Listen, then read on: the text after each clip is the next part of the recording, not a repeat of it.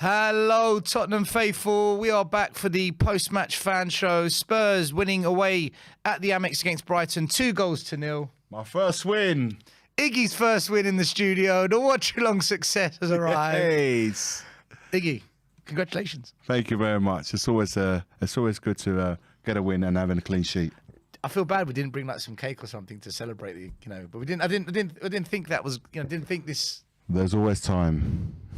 There's always time. Okay, if the background team can find us some cake in the next hour, we'd really appreciate it, and even some candles. But that aside, we did win today. It was an important win because Arsenal have lost. Get in. And it leads us up nicely to the West Ham game on Sunday. So, quick reminder to please subscribe, like the channel, hit the notification bell. Also, come over to Tottenham Away, Iggy and I. Like, subscribe, and follow our channel. And we've got a few questions we want all the fans tonight to, when they call in, we're going to ask you a few questions. What do you think of the clause in Antonio Conte's contract that he could leave? What do you think about what does being backed actually mean? And also tell us about tonight. We want to hear about the match and what you thought about the game. So we're going to bring in our first guest. He doesn't need much of an introduction. He's a fan favourite. He does need an introduction.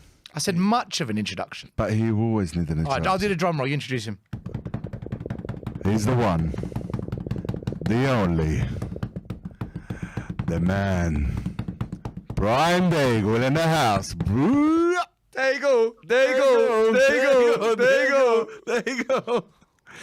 A clean-shaven Daigle. How are we doing, sir? I was about to sing the Iggy song, but I haven't got a stealth song. Yes, I have, but I can't be bothered to do the stealth song live on air. At the moment, guys, I'm having to listen to you via YouTube because there's no sound in the back end. What, for you or for us? Us or you? Okay, Vinny. I can only hear you via YouTube. Okay, guys, Brian can only hear Iggy and I through YouTube. Okay. Give us 2 seconds. Why is it whenever Brian calls, there's technical issues? We're good. Oh, we're good. Whatever you did worked. All right, Whatever you did worked. Fantastic. Brian, right. I've always noticed whenever you come on the show, Daniel Levy tries to sabotage the technical plugs. And Brian, it's great to have you in the house, my friend. How are you? I'm good, mate. I'm good. How are you two? Listen, my first win. I've been here. This is the third time I've been here, and finally I'm off the mark because I was starting to get frustrated. And 2 defeats back to back being here, and tonight I celebrate my first win and a very comfortable win at that. I don't know how you saw it from where you are. How you saw it? It was comfortable. One thing I was watching most of the game. I was at work, so I kind of had my 2 screens split and my tablet in front of me. So I had to have it on mute whilst I was in training. So yeah, what I saw, and I got to see a lot of it, just obviously not with the commentary. It just looked very, very comfortable. Very comfortable. Yeah, to be honest with you, Brian, we were in complete control. Brighton had a few half chances. We missed a lot of one-on-ones. Reggie missed 2 on one-on-ones. Kane missed an open goal, and Kula missed a one-on-one. So really, we could have won 5 or 6-0 easily. We should have. Yeah, I mean, I saw that Harry Kane one right at the beginning. Obviously, it doesn't make a difference now, but I thought that was going to be that you'd have put your house on that going in, wouldn't you? Yeah, of course. But he got his angles wrong. But like you said, Regulon missed a couple, but we get a clean sheet, 2 goals, the filth lose, all good. Living a dream. Brian, what did you make of today's news about Antonio Conte, this release clause that's in his contract? Do you think it's true? Do you think it's hot air? Do you think that there's something to it? What's your take on that? There's as much chance as me going to Toys R Us, buying a pogo stick and pogo sticking to Australia than that being true. There is no way on God's green earth that the man himself, Mr. Levy, has allowed a 6 month. Not a chance. Okay. Not a chance. I think that is one of the biggest amounts of hot air I've ever heard, in my personal opinion. Just not a non-starter. I feel better upon hearing that. I'm not going to lie, Brian. And the fact that it's come from you, and I know the way you talk about me about Serie A and Italian football. I know about you and Levy and everything like that, and that definitely leaves me a little bit more happier knowing that it's coming from you, because I know how well you know how he runs and how things are. I feel happy tonight. Like what happens with everything. Any manager has their price. Any player has their price. If let's just say Manchester United, because let's say that it looks like they're the most likely of the big teams that are going to want a manager next season, especially in the Premier League. If they come and say 50, 60 mil, and that's just a number I'm just picking out at random, then he's going to think about it. But there is no doubt in my mind whatsoever that there is a release fee after 6 months of being with us and before he's had a proper summer. Not a chance. Brian, just playing just a little bit of devil's advocate, because I actually said to Iggy, is this? I actually agree with you, because why would we only find out about this particular specific detail now? It's a bit far-fetched, but is it possible that that's why Conte's got such a short contract, because this clause is in there and he may have asked for it? No, I mean, I honestly think that's why he's got 18 months with the option to extend it a further, I believe, 18 months again, because then he can have a few transfer windows, see where the ground lies and go for it. I just can't see it still. Within 6 months, not just not a chance. Not a chance. And like you said, for it to come out round about now, this would have broken in January when we weren't signing anyone, and then when these interviews. That's what I was saying. Then when the interviews came out after Burnley and I can't remember the other game. The other one was just a press conference, wasn't it? Or not a press conference, an interview. It would have come out after those two interviews. Not now. It's just there's just nothing to this. It's a nonsense in my opinion. So Brian Daigle, top 4. Yeah. No. Why? No. Listen, I've said at the beginning, if we'd had Conte from the beginning of the season, I'd have been saying yes. That's it's just he's come too soon. Yes, he got Kulusevski and Bentancur, but that's not all he needed. It's certainly not all he wanted. And it's just too late. You can't listen. As much as every Spurs fan wants to say it and see it, believe me, I want to see it in the Champions League. You can't go into 2022 win, lose, and carry on, and then say, yeah, we're going to break top 4. This has happened throughout the entire 2022. So just because we got a win against Brighton, just like we got a win against Everton, just like we got a win against Leicester or City, now we're going to start going on this miraculous run. No, it's too late. It's too late for me. Yes, the other teams are performing badly around it, but I just think it's too little, too late. Yeah, too little, too late. And the form. Don't get me wrong. If we picked up the wins against Burnley, Wolves, just even those two, we're sitting pretty. I think we were in 4th. How many points are we off 4th? 3 now. Iggy? I'll look it up now, mate. I think we're 3 off top. If we just got 2 wins, or even a win and a draw out of those games we'd lost. So, Arsenal on 51 points, having played 27 games. Spurs are on 48, having played 28. So 1 more game. So we are 3 points behind them, with them having a game in hand. And Man United? Man United? Manchester United are 1 point behind Arsenal, 50 points. West Ham on 48. How many games have Arsenal? How many games Man United played? 29, 1 more than us. And West Ham have played 1 more than us, and they're also on 48 points, same as us. So I just think it's top 4 really over, boys. Yeah, but for me, listen. Mathematically and point wise, no, it isn't. But you can't say win, lose. Do you feel confident? If you're asking Liverpool fans right now, do you think you can win the league? They've had 9 wins back to back. Do you know what?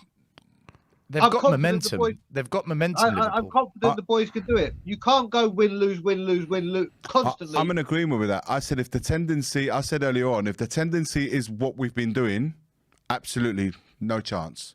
However, if we can put a run of 3-4 games together, which is a task on its own. I'm not saying that. I'm not that far gone. I might need medication, but I'm not that far gone. If we can put a run of 3-4 games together. Medication's in the bag. That's fine. But a run of 3-4 games, I'm saying hear me out. I'm saying West Ham, Newcastle, and Aston Villa. If somehow, and it's a big if, I know that, we can put 3 games together and then look at the situation then, look at the table, look at everything around us and the teams around us, how they're doing. Yep. By that point, there'll be 6-7 games left.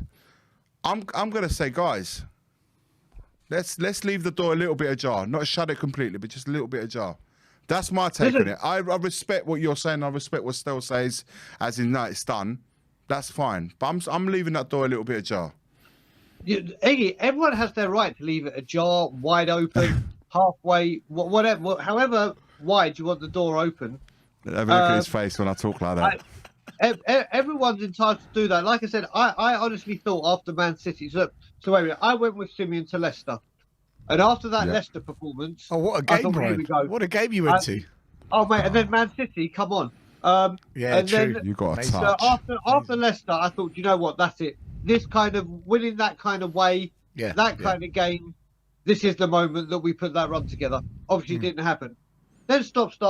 Then Man City, and I thought, oh, come on, here we go. This is it. Because we all know this run, like we had at the beginning with Conte, is going to come again. Or we hope it keeps coming again. Yeah. But every time we get this big victory and say this is the springboard, this is the base and the foundation to build this run on, we literally choke it the next game. And I honestly thought the last point where we could do it was beating Everton.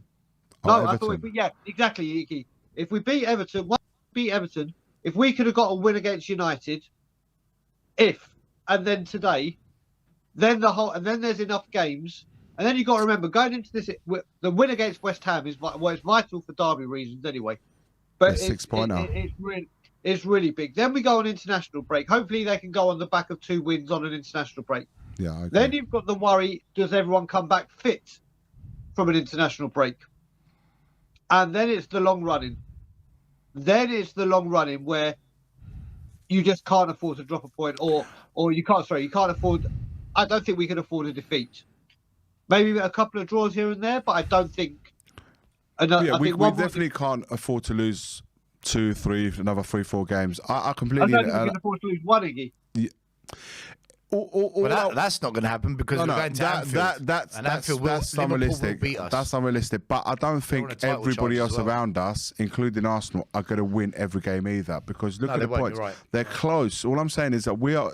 What did Conte say yes in the press conference? He said we must remain close. That is all I've asked. And then in the last 4 or 5 games remaining, let's see where we're at. But absolutely, I think. This game coming up now against West Ham, which is we're going past Brighton. I'm already over Brighton in that sense because I felt that it was a game that we had to win. We did it. I think West Ham one's a 6-pointer. Let's get that in a bag, and then we'll see how we are for the Newcastle. I know it's a bit far out there. That West Ham game is going to be spicy now. I honestly believe, Brian, that if we beat West Ham, and it's a big if because it's always, it's their cup final essentially against us all the time it is. But if we win that, and then let's see what the others do around us, I'm just going to say, guys, 1 game at a time. Stel, listen, I'm not going to convince Stel. I'm fully aware of that, and it's a lost cause of me trying to convince Stel indifferently. And I've heard his reasonings. I've heard his reasons as to why, and it's hard to argue them because. What we've done up to now, the same what you just said, Brian, what we've done up to now has given you reasons that are valid, very valid reasons as to why not to think it's not going to happen. And I respect that. But I'm going to leave that ajar. I'm going to say, do you know what? We are in touching distance. We have to be more consistent in what we have then, which is a big hurdle we need to climb because obviously this win-loss is not going to get us anywhere. Iggy, I don't trust these players. That's what it is. I just don't trust the players. Fair enough. Iggy, I have to admire you for one thing because you've gone from Stel and now you're trying to convince me. You're going from 2 of the most No. All I'm trying to do, Brian, is put a different spin on things. I'm not trying to. I'm not here. He's got a good point. You're trying to convince 2 of the most strongest opinion. Listen, I'm not trying to sell the dream. I'm just saying that. I get what Brian's trying to say. I'm putting a different spin on it, but I'm not saying by doing so that I completely say that you're valid. Your opinions are not right. I hear what. I see how you formed that idea, and you've got justification in doing so. That's why, same way he has. Listen, no problem. I want to ask Brian another question, right? Because we could go on about Yep. this all night. Yeah. Brian, in your eyes as a Spurs fan, put the Conte thing, the quality of the players, Levy, Edic, where we finished league to one side. What does Conte being back this summer mean to you? Describe it in your eyes. So I was listening to what you said about the thing you tweeted. It's pretty much that bang on word for word, apart from the 150 million. Listen, with Conte, it's not about the money, it's about the quality. If Conte says, let me just pick the first player. Just say he wants a brand new right wing back. And let's just say it's like he did with Ashley Young, Inter. Let's just say it's a 30 plus age 30 years old. 30 years old, yeah. Even if it's 31, 32, I don't care. But if he says, I want this player, I want that player. Not, oh, here's a 5-year younger version of him. Here's a 10, 15 million cheaper version of him. No, we're not getting him because there's no sell-on. If Conte says, I want, I can't pronounce, is it De Vrij or De Vrij or whatever the Interman? De Vrij. If he says, I should know Iggy's here. Thank you, Iggy. If he says he wants De Vrij, I want De Vrij. Not a De Vrij wannabe, not a De Vrij could be. I want De Vrij. I agree with that. If we end up spending £60 million and only 60, but it's because we use the free transfer market and whatever, and we get every single player Conte wants, and I know we can't get you know what I mean, within justification. Conte has his players, not players that have been bought for him to work with, his players that he knows he can work on. So Brian, let me just fine tune what you're saying here, right? Yeah. Because for me this is important because I think there's going to be a big argument debate amongst fans on this one as to whether or not Conte was bat. So I'm asking fans, what do you mean by bat? So let's say Conte asks for 9 players, regardless of age. He tells the board, these are the players I want, and this is plan B in case you can't get plan A. They're the players I want, and the board brings in 4 of them. Then he's not been backed. So what if the board say, look, 9 players is insane? What's realistically backed? We're saying 9. So if you're using the number 9, so I would say anything over half that is he's been backed. So 5 or more. 5, 6, 5 or more. Let's say 5, 6. Then at least he's got you. Listen, if you look at it, and Brian, and what if those players the combined price is 250 mil? What the 6 players? Yeah. Then the 6 players that he's got, like I said, the money means nothing to me. I want us to go and spend money, but we need to spend money the right way, which we have done horribly for 2 decades. Yeah. 2 decades. Yeah. Listen, if you look at it, we've already got a nucleus of players. We got Lloris, we got Romero, we got Son, we got Bentancur, Kulusevski, Son, Kane, and I'll put Ollie Skip in there. Yeah. I would say that is 8, like probably however he wants to play it. If he could add another 6, and we're just using this number for it being a number, he's got the nucleus of a very good squad there, or a starting 11, and then he's got players that he knows he can play with. Some of them world class, some of them with the potential, like Romero, to get to world class. I don't think he's there just yet. And there is a team to build on. Then yes, bring in a couple of youth, or have a couple of the players that we still have as fringe players. But if he can have a nucleus of players that he knows he can get a tune out of, then that's good.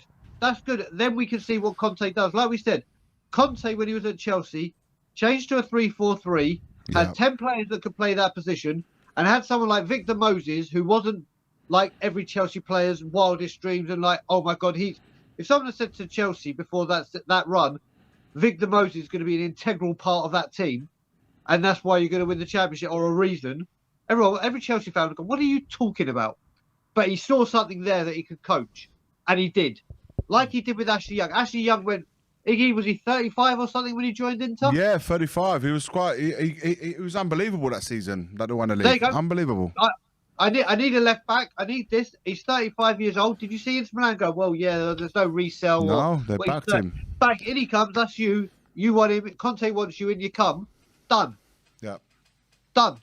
And you got to remember, when we say 60 odd million, like I said, 67 with money, that free transfer market could be huge for us. Huge. Okay. So being backed is 5 or 6 players this summer, regardless of age, and money shouldn't be a sticking point, right? So all I changed up, I only said 6 because you said 9. So if he says I wanted 8 players or 7 players, whatever, as long as it's over 50 or over. So 4 players then. So 4. Okay. Yeah. Yeah. So Okay. I get it. Yeah. So apart from that, everything else that you tweeted, correct. That's the one thing, just the value, because I think with Conte, as he's shown, it's not about going and buying like high. I think you make a really good point here, because the one thing we know about Enoch and Levy is we don't buy players over the age of 24, really.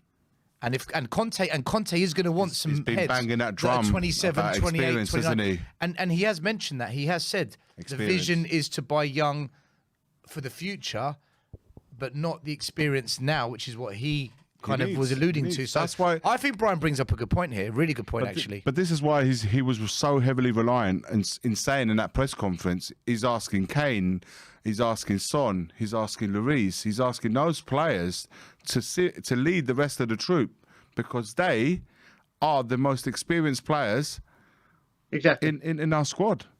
Yeah. Brian, before we go on to the next guest, what's your thoughts on West Ham now? Oh, mate. Win, lose. Yeah, mate, if they're the team I want this record to break against, listen, they've got a massive game against Seville on Thursday, and they're 1-0 down in the tie. So is it in Seville or is it in West Ham? West Ham. They're at home. They're 1-0 down though, Brian. They're 1-0 down. So it's a big push for them to do that. Yeah, and we'll have 24 hours more rest. Yeah, well, exactly. We'd have one more day. If we'd had the week rest, I think it'd make a much bigger point. Listen, I can never say we're going to lose to West Ham. I physically can't say it. So I'm going to say we're going to win. I'm looking forward to being at the Scotland Yard, because it's a big day at the Scotland Yard. There's going to be loads of us down there, and a few of us are all getting together. Hopefully Cody can get down there. But yeah, it should be a good game. Scotland Yard will be rocking, and hopefully we can go into this international break on the back of 2 wins. I would love that. That's all I've ever. And I'm off to buy my pogo stick now, so I can pogo stick to Australia. Psychologically, it'd be really good. It'd be really good psychologically as well to go into that break with having 2 wins in the back.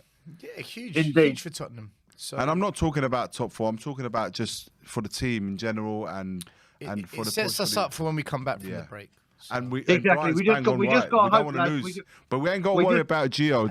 Skip might be back after the break. We don't have to worry about Lo Celso. Yeah, you just have to worry about Romero. Is he being called up? Has he been called up? I don't know. Why don't we have to worry about Romero? I think we do have to worry about it. We have to worry.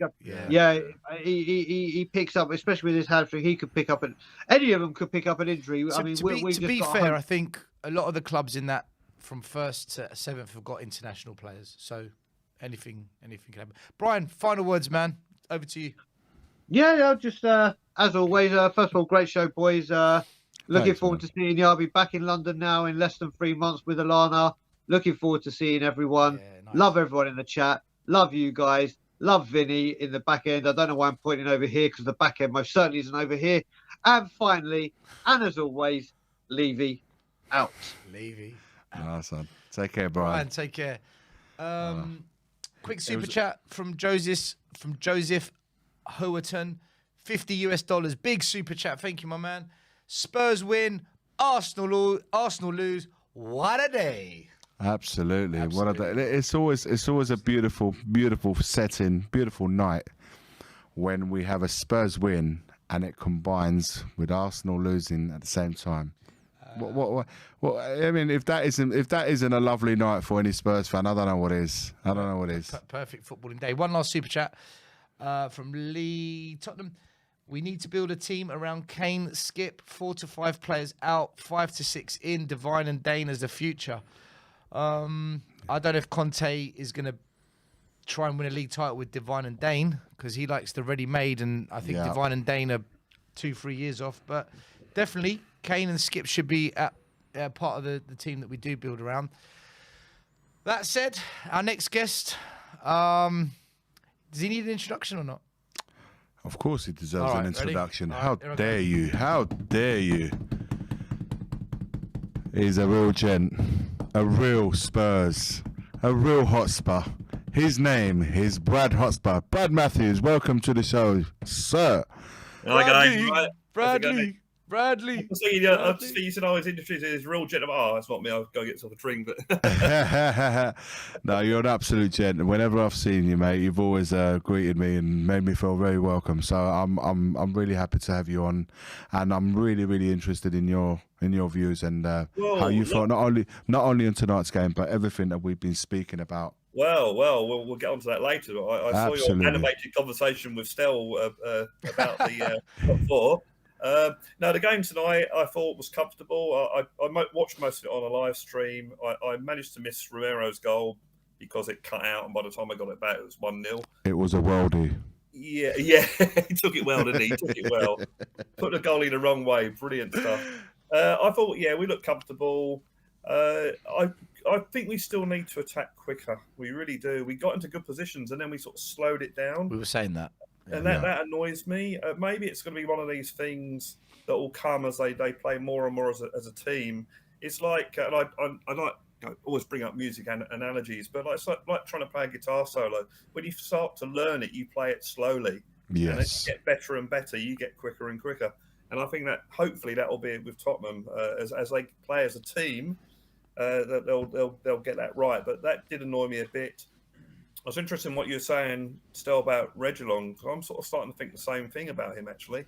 That if we're going to, at one stage, go for a title in the next couple of seasons, is he the best player we can have at left wing back? And I think you're probably right, probably not. But then you could say that for a lot of our team. I think we've got maybe 5 or 6 players that I think would be in a first 11 to win the title, or be in that position like we were under Pochettino. Yeah. But I think there are certain positions where we got good players, but they're not the great players that we want. So that's why this summer is going to be so interesting. But no, I thought we controlled the game tonight. Brighton didn't really have any chances. I was looking at the Sky put on 7 minutes or 3 minutes, 4 minutes highlights, and you sort of forget how many proper chances we had. Yeah, score. There the was. open goal could have Clear cut chances. Reguilon was through. Kane had that shot that was well saved, and then Kane had a nailed-on penalty right at the end. So, Unbelievable decision. We couldn't believe it. Unbelievable decision. That It was ridiculous. What's the point of VAR? I mean, they called him onside because he was onside. Fine, but what is the point of VAR when they can't even give a simple penalty? So it's weird. I just did not understand, Brad.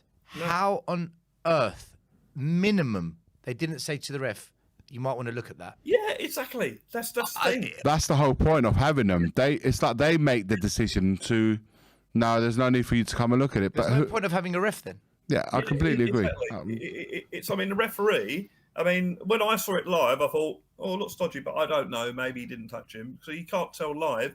And so there's no problem with the referee seeing that and saying, oh, no penalty. But then when VAR looks at it, hang on a minute, he's got him there. Ridiculous. And you say to the referee going, look at the screen. Maybe the VAR guy had gone, oh, we're in injury time, I'm going home, mate. So it was the close sign, closed. Yeah. Spurs have won anyway, don't worry about it. Yeah. But people who know me know my thoughts on VAR anyway. But it's good. And now it comes to the game on Sunday, doesn't it? As you're saying, the Brighton game, done and dusted, gone. Yeah. And I admit that I was wrong. I predicted a draw, so I'm really glad to admit I was wrong. Same as Stel. Although I call it maybe it's a psychological ploy on my behalf, but yeah. So Sunday, West Ham.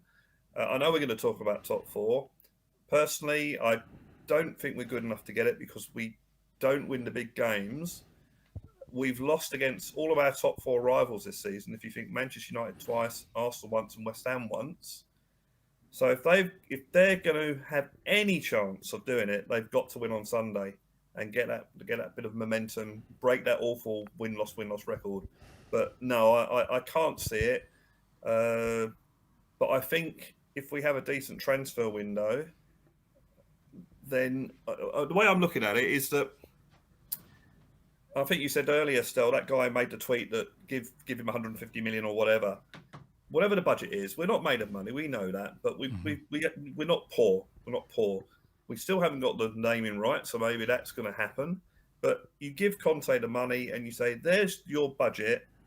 You spend it how you want." So if you've got 150 million and you want 3 players for 150 million each, you go out and do it. If he wants that, it's not all this bargain basement players and this sort of thing. And as you guys were saying, all this sort of, one for the future. Well, the future's been happening for the last 20 years. When's this future coming? Yeah, exactly. The future is now. The future is now. The future's always coming, isn't it? It's always the future. It's always coming, It's like, Brad, it's like that saying, we need to rebuild. When are we actually going to build? Yeah, exactly. We're always rebuilding.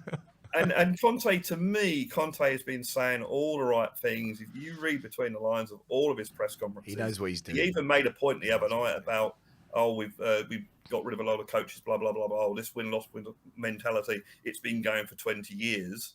20 years. Now, how long have it been there? So yeah, do you know what? That was very, very interesting. Where did he pluck that number out of? Exactly. And he says these things, and he said, it's all very well getting young players, but I like I heard that. Alongside them. All these things he's been saying. I'm saying if the direction I want to go in is the same as the club's direction. So all of this is he's saying the right thing. Can I ask you something as a fan, right? It's quite a divided viewpoint on this. Some fans are really fed up of Conte and his seed planting and the little bombs that he drops. Super smart. The kind of letting the board know, you better be ready. You better be ready. You better. What's your take on it? Because some fans are fed up of it and they really don't like it. Whereas, I read a couple of fans today saying he's just saying that to deflect from when we lose games because he's tactically getting it wrong. Whereas you as a fan, you sound like, no, I'm loving it. Like, how do you take it as a fan? Well, I think he's just talking like a fan talks. When he made that comment after the Burnley loss about, about us not having any decent players, we've only got 5 decent, whatever he said, I'm watching that thinking, he's saying what the fans want to hear. He's speaking like a fan does. I say that after if we lose a game, don't talk to me for the first 20 minutes, 30 minutes after a game, because I'll be saying this team's rubbish, get rid of all of them. And he's more or less saying the same thing because he's a football fan at heart and he gets passionate about the team that he's coaching, as I get passionate, or we all get passionate about the team that we're following. So I don't mind it. I like it. I like what he says. And this guy has got such a good record. Why would you want to not believe him? Why would you want to say, "Oh no, sorry, mate, you're saying the wrong things"? I don't know. Yeah, we can criticise him. We can criticise his substitutions or tactical decisions he might make. But I think what he's been saying, I like it. I this deflecting it. Well, Alex Ferguson was a master of deflecting when there was a loss. He was a master of that. And look at his record. So, I think, I really like what he says because I think reading between the lines, he's saying a lot of what we've been saying for the past 15, whatever years, 20 years, whatever it is. See, that's the bit that gets me. Like what you just said there, spot on. He's saying what we've been saying for years. So why do fans now? Some fans just kind of get it. Not all fans. I said some. There's some. Yeah, not all fans. Well, I don't get it because I think every fan now has realised. Look, we just need investing and proper. The manager needs to have control of what players come in, and Conte's coming in and he's saying those things. And we're not. Do you know what it is? As a fan base, maybe not just. I'm talking about as a fan base general. Okay, not just Spurs, but it could be. They're not used to having a coach or a manager in this case that comes out and says it how it is. It's almost like it's too refreshing because a lot of it is like they tell you some, but they don't want to tell you anything. And those managers, what they are doing and why they're doing it. They're also doing it. They have to act as a go-between between the players, between the fans. They're having to manage board, everything. chairman. The chairman. They're having to manage all of that. Journalists. So everything that they're saying it with almost like a handbrake on. But Conte is doing exactly the opposite. And some people just don't like the fact that almost too brutal with his honesty. And I'm sure that after the Burnley game, he was spoken to by the board and by somebody high up to say, mate, you need to like tone it down a little bit. And if you've noticed, almost the press conferences straight after have been a little bit, not necessarily all monotone, but almost monotone, as if he's been told to keep it calm. But you know, inside, he's anything but, and you know that he will keep planting the seeds that you guys have just been mentioning now. He will always keep prodding it because deep down, he won't accept this situation. And this is what me as a fan, I've been crying out for something like this.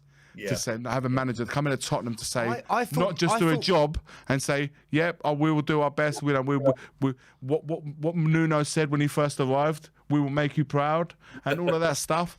Conte won't say things like that unless he truly believes that is what he intends. I thought Mourinho, when he came in, was going to do that, but he didn't.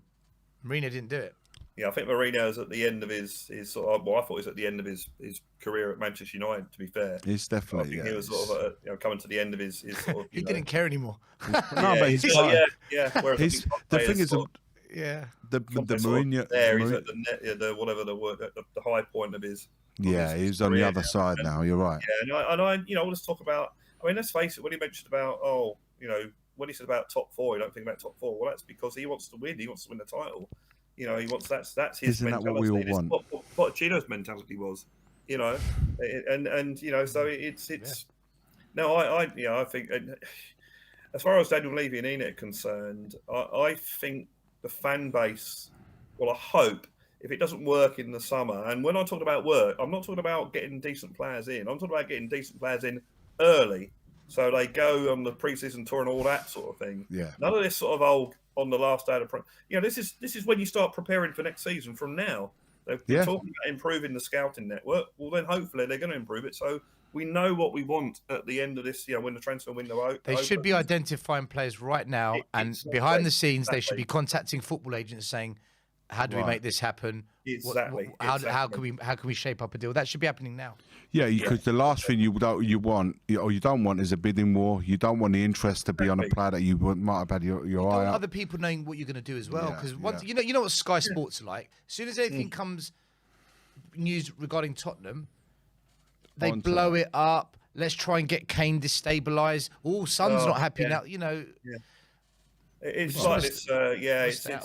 Out of interest, this PSG thing. What was the source of that? Where was that? Who said that? There was a lot of the major Spurs accounts were saying it, but a lot of them just push out content for the sake of likes and hits, and so I don't know how credible the content was. What's your take on that, Brad? Well, I totally agree with what Brian was saying. To be honest, I think it's like I can't imagine Daniel Levy putting a thing in his contract to say, "Oh, by the way, if it doesn't work out, you can go." It's so true when you put it like that. It just doesn't seem right. I mean, Levy wants to get the most out of any contract he does, whether it's a player or a manager or whatever. So, no, I think that's just press. I mean, the press, it's like after the Burnley press conference. That was great. That was lovely for the press. Great, we can make something of this. And that's what they do. It's like people like Tim Sherwood having a go at Bentacore. It's like, let's say something to get into the limelight. And I think on Twitter's not a very good indication because I think it's human nature, and I'm guilty of this as well. It's human nature to tweet negative things rather than positive things. So that's why you'll see a load of people tweeting if we have a bad loss. I bet you the tweets of a bad loss will be a lot more than after a win. Do you know what, Brad? I think it's because what happens is when there's a negative story or moment that happens, that's the time. All the opposing fans will jump on it as well, and that's where the volume of traffic comes from. Whereas if Spurs win, none of the opposing fans are going to jump on that story. No one's going to get involved in our success. It's just the Spurs community that would enjoy that. And that's where some fan channels, a bit like AFTV, that's why they're so big. Let's have it right. The WWE of fan shows, Arsenal fan shows. Can you smell? What so we've had the Express. The Express was one of them. Football Italia was another one. Caught offside is another one. HITC reporting it as They well. were just sharing because one of them Yeah, said it. I know. I'm just sharing with you guys where it's come from and Brad, you know. tell us about the match on Sunday. What's your thoughts? West Ham at home.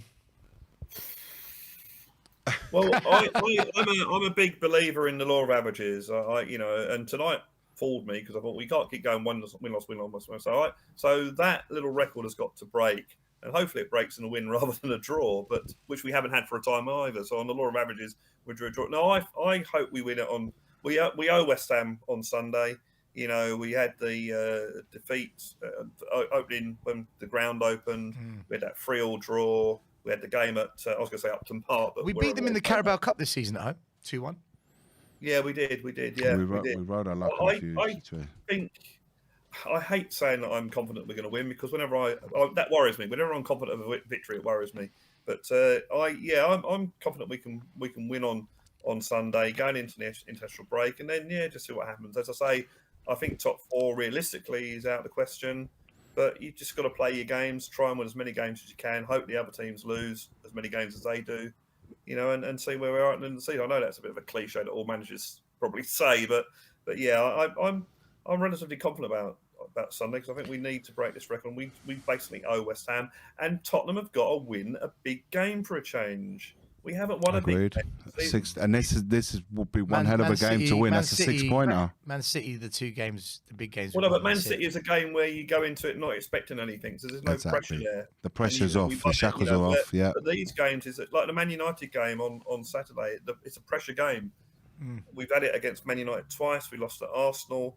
We lost at West Ham. This is the game that, come on, guys. I mean, it annoys me after every loss. You see this thing on, we go again. I'm fed up hearing that. It's like, no, go out there. None of this sort of, Do you know what? Training hard, guys. Training hard. Do you know what? We've got to work harder now. I've got to work hard. It's like, no, look, we've heard it all I want to go to the stadium on Sunday. I actually want to be there for Sunday. I want a ticket for Sunday, guys. If anyone's got a ticket that they can get, Iggy, please get in touch with. What's your Twitter, Iggy?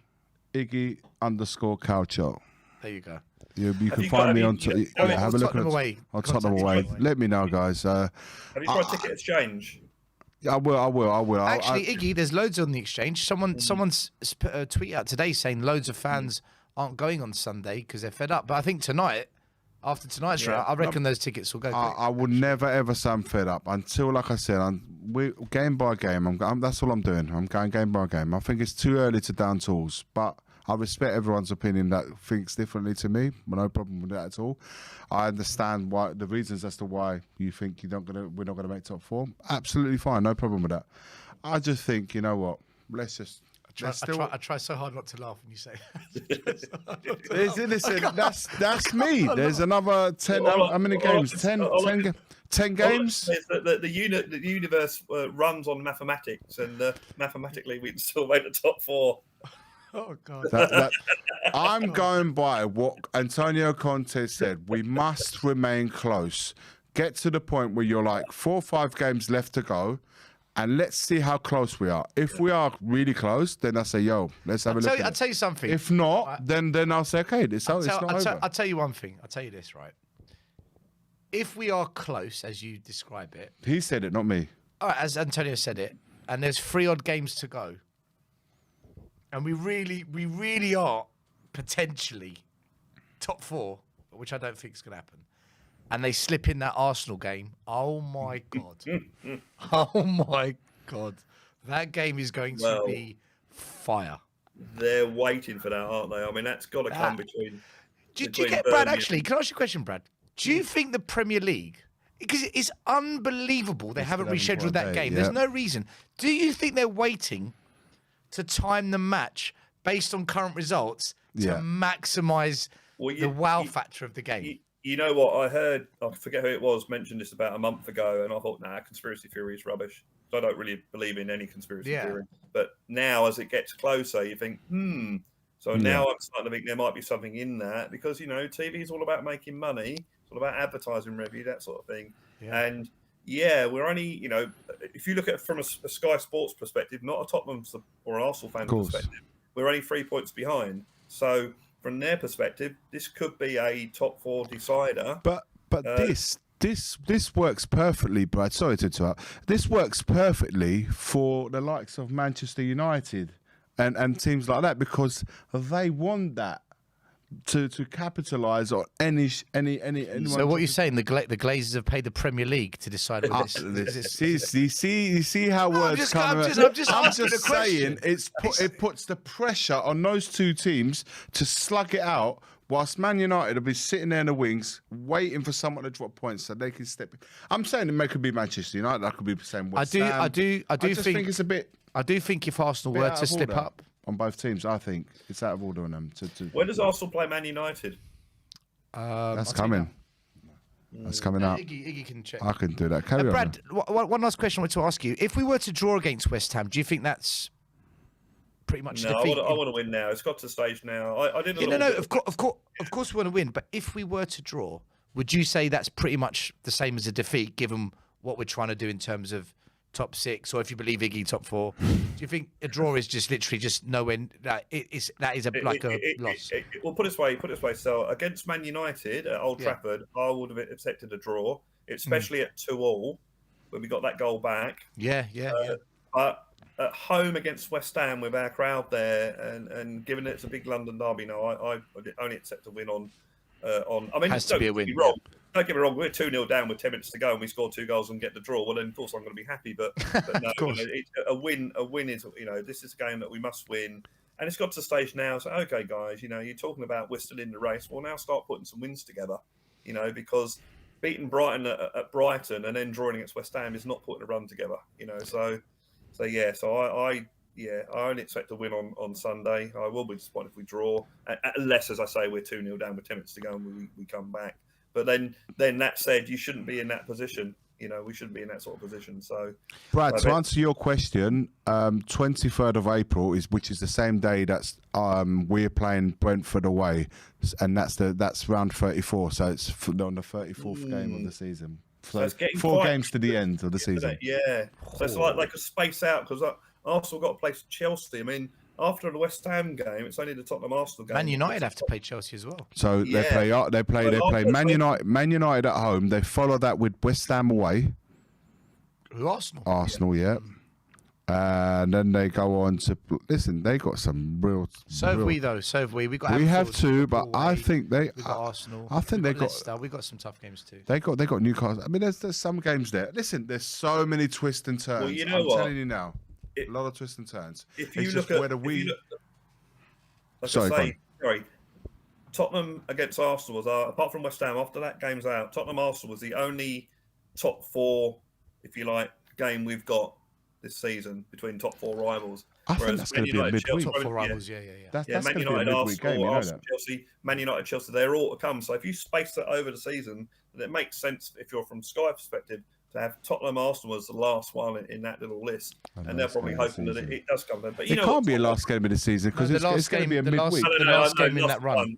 Okay. I'm with you. Well, I don't forget with the cup. I know even the cups there now that we're at the quarterfinals. Even there's no room left for during the cup games either.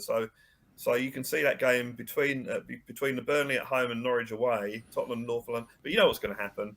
Tottenham can win that game against Arsenal, and it'd be like, all Spurs have to do is win at Norwich and they're in the top 4. And he says the same thing all the time. He says the same.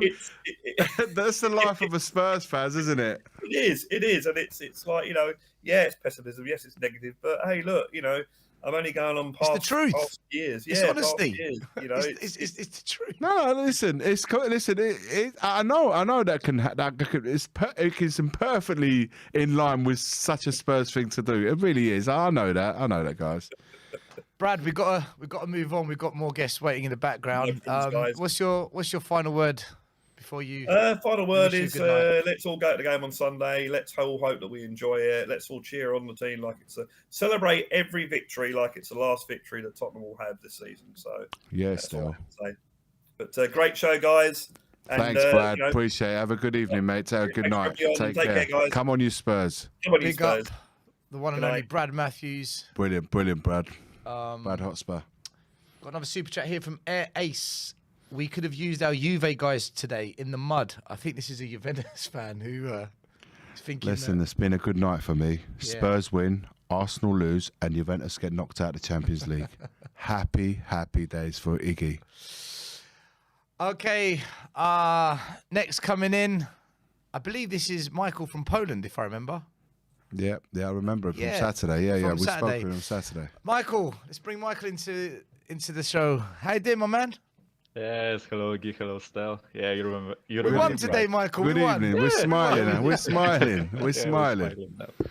So basically, quickly on the game, tell us. just a comfortable win, but there were like one or two things that left me a tad bit worried. But on the other hand, there are nothing new compared to our previous games.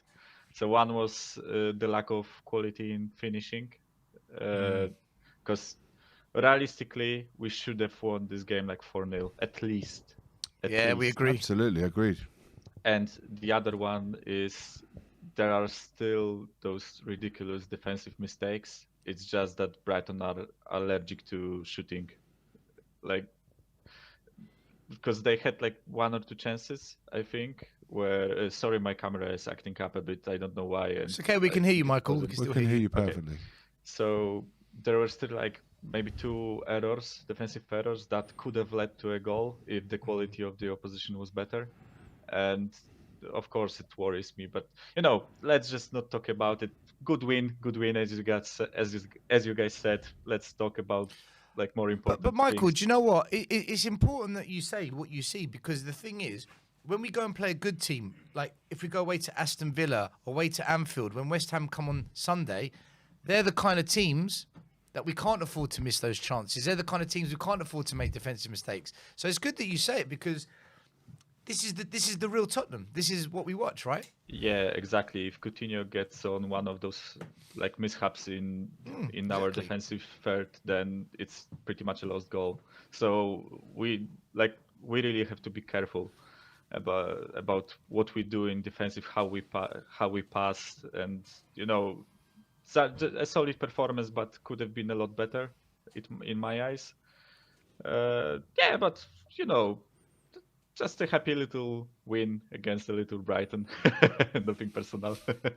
Yeah, No Brighton yeah. fans, but but you really got me intrigued with all the transfer talk and Conte talk. And first thing I wanted to say is that I personally believe that all that talk about a release clause in Antonio Conte's contract is just a big pile of steaming shit in my eyes.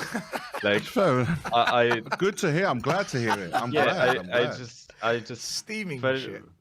yeah. Fair enough. Absolutely. I like it. Basically, at least what I feel like when I watch Conte's press conferences is that I feel like he's invested in this team. Many fans probably won't agree with me, but I see, well, he generally is a passionate man, and all jobs that he took so far, you could really see that he really got invested with players, with fans, with the culture of the club. And things that he tries to do is to bring his own mentality onto the players, onto the team, onto the fans, onto the board. And I really like every single word that he says in press conferences is perfect for me, because he has balls to say the right things. Because I wasn't really a fan when Poch was here, but from what Ben and Sim were saying, Poch wasn't as direct as Conte is. And I feel like the problem with Jose was that he had that reputation of being a whiny bitch, let's say. Especially from his time in United. And I feel like he just didn't really give a damn, and he was here to do his job, and he didn't really want to prove people again that he is what people think he is.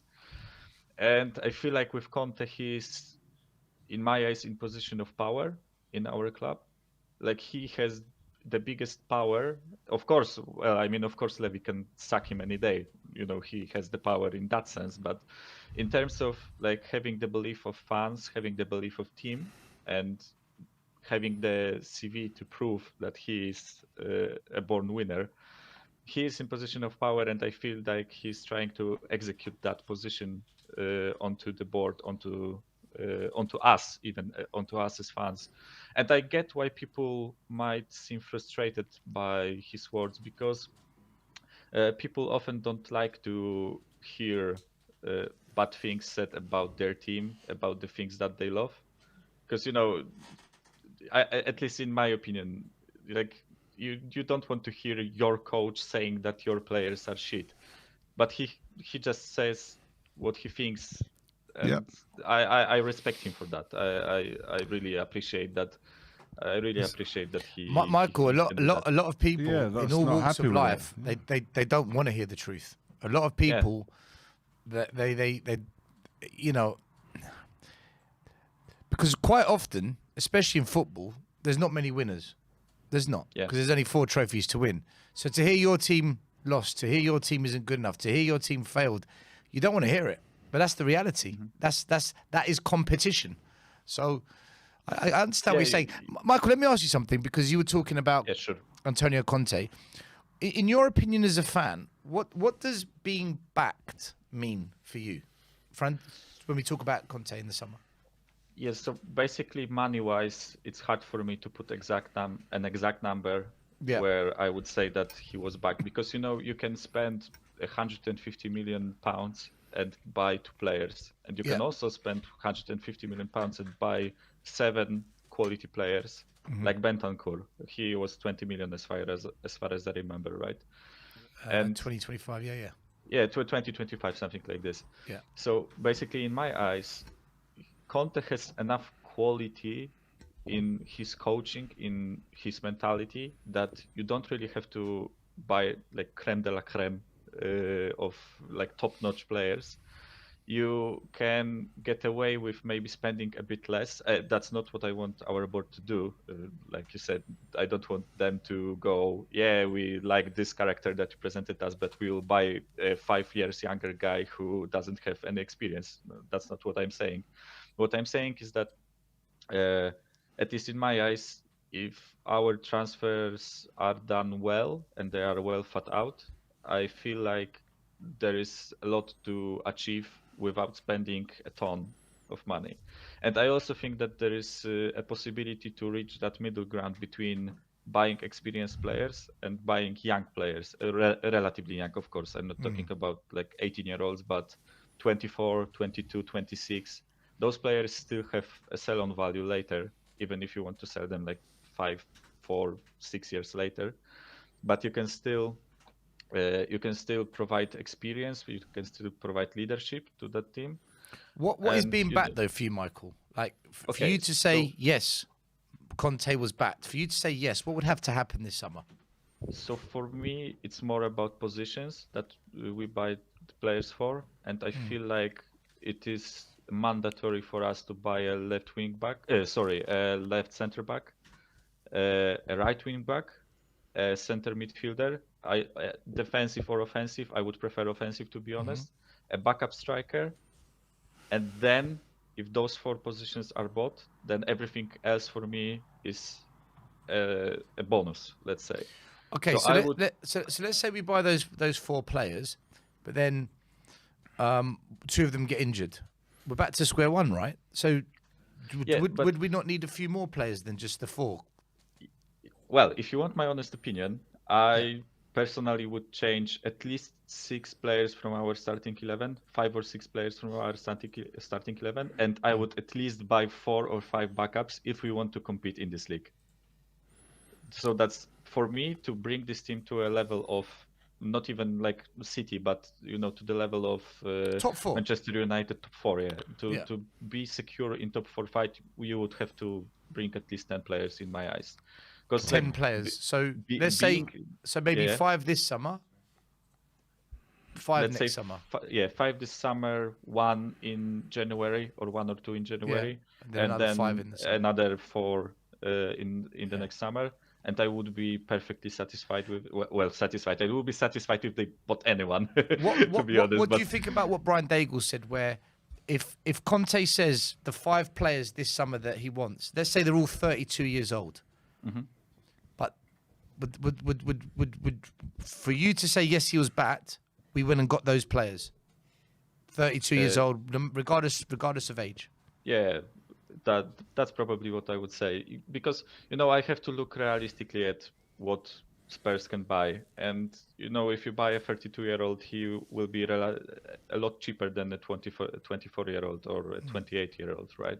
So if he said, I want those 5 players, and our club goes and backs him and buys those 5 32-year-old players, then I'm fully on board with it, and I think that he would be backed.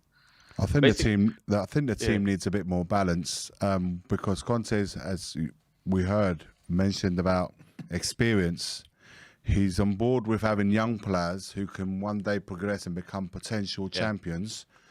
But one thing that this team lacks is a bit of experience, a bit of know-how, a bit of game management, how to deal with certain situations at key moments in games.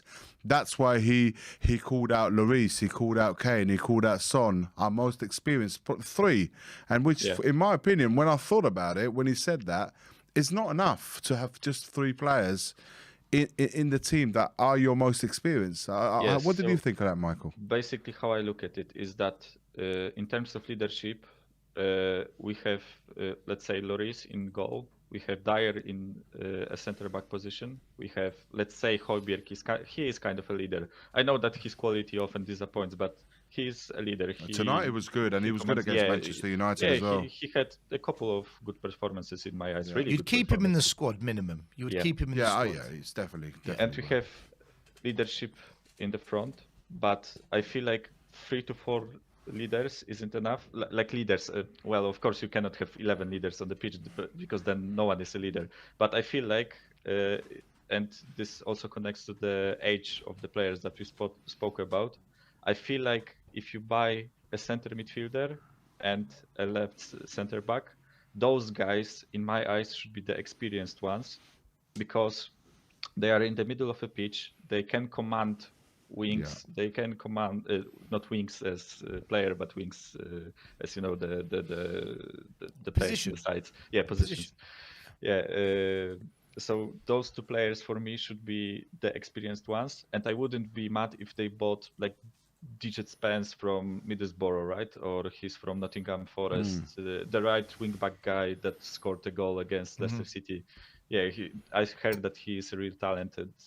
We actually tried to acquire him in the winter, or at least there was some attempt done, but you know how it is with Tottenham. Oh, we tried to buy a few players in January. Yeah, we tried. But I would be satisfied if we bought young players for like a backup striker and young right wing back. But in those central positions, I would prefer to buy experience, buy quality, and those should be the areas that we should focus on. Because of course you cannot fix the team in one transfer window. It's not FIFA.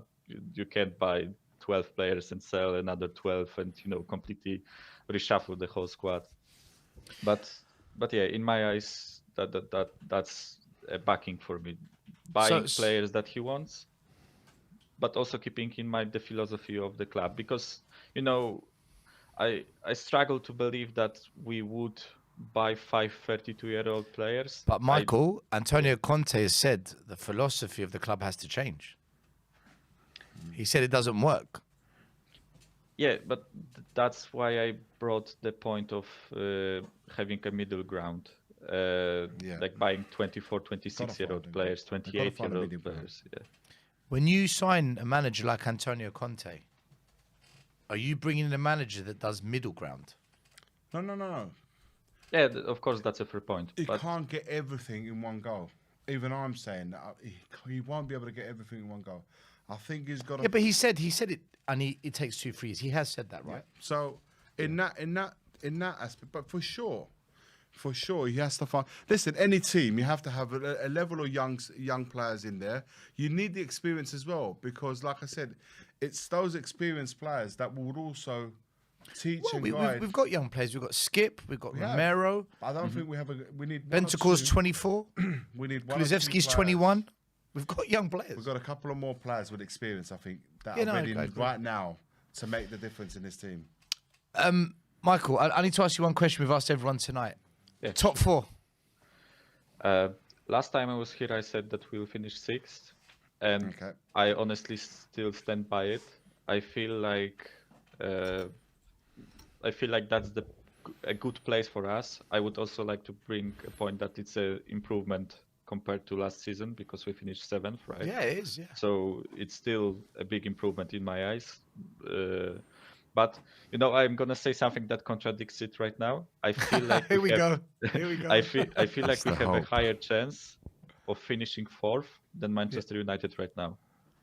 You think Tottenham have got a better chance of top four than Manchester United? Yeah, than United, not than Arsenal. I still feel like it's Arsenal's to lose, and they are in the best position, and they can afford one or two slip-ups, whereas we and United cannot. But I know you've been doing the maths in the post-match. I could maybe agree with you for one reason. Man United have got more bigger games left than Tottenham. And Yeah. Man United pretty much lose all the big games at the moment. So Yeah, so basically, compared to United, we are actually in a better position than them, because right now we are 2 points behind them, I feel like, with one game in hand, right? Yeah. well, that means they're in a better position than us. Yeah, well, in that case, I mean, I'm assuming that we are going to win the North London derby, because it won't go through my mouth to say that we'll This lose. game's in hand. We've been here Yeah. before. We've been here Yeah, before. So Yeah, they are 2 points ahead, but we have a game in hand, Here we go. which Yeah, means it only means something if you actually make the most. of it. Our If you game in hand is the North London derby. Yeah, but you could also spin that narrative to Arsenal. They also have one game in hand on us, and they are the games in hand FC right now. and they've got to come to the lane. I think Yeah, I think the difference this time is when we had games in hand, we were behind them. They've got Yeah. games in hand, but they're and they ahead. are in front. And I think that's that's why That's I an said I feel advantage. like That is I an feel advantage. like it's a clear Undeniable. It's undeniable Yeah. that that's an advantage. yeah, fourth spot is theirs unless they majorly fuck up. Like they would have to lose like 3 games in a row. But one point I wanted to bring up, because I have their fixtures opened on my second monitor. Yeah. They have a really tough run from the last 7 games, pretty much. Are Tell us what really they are. tough for them. So basically, it's Southampton away, right? Yep, tough game. Which will be a tough game. Then it's Chelsea away, Very which I tough. believe they will lose. I know that you said that they have a chance of winning, but I know it's like 60 to 40 for Chelsea. Yeah, I odds-wise. agree with that. 60-40. Then they have United at home, which I know that think- United are shit, Yeah. but they are shit and they bet us pretty easily. Ronaldo easily, always not turns easily, up but, for that one. Ronaldo turns up. Then they He have always West Ham turns up for away. that one. West Ham away will be difficult, Yeah, then especially they if West Ham are out of Europe. That'll be a difficult game.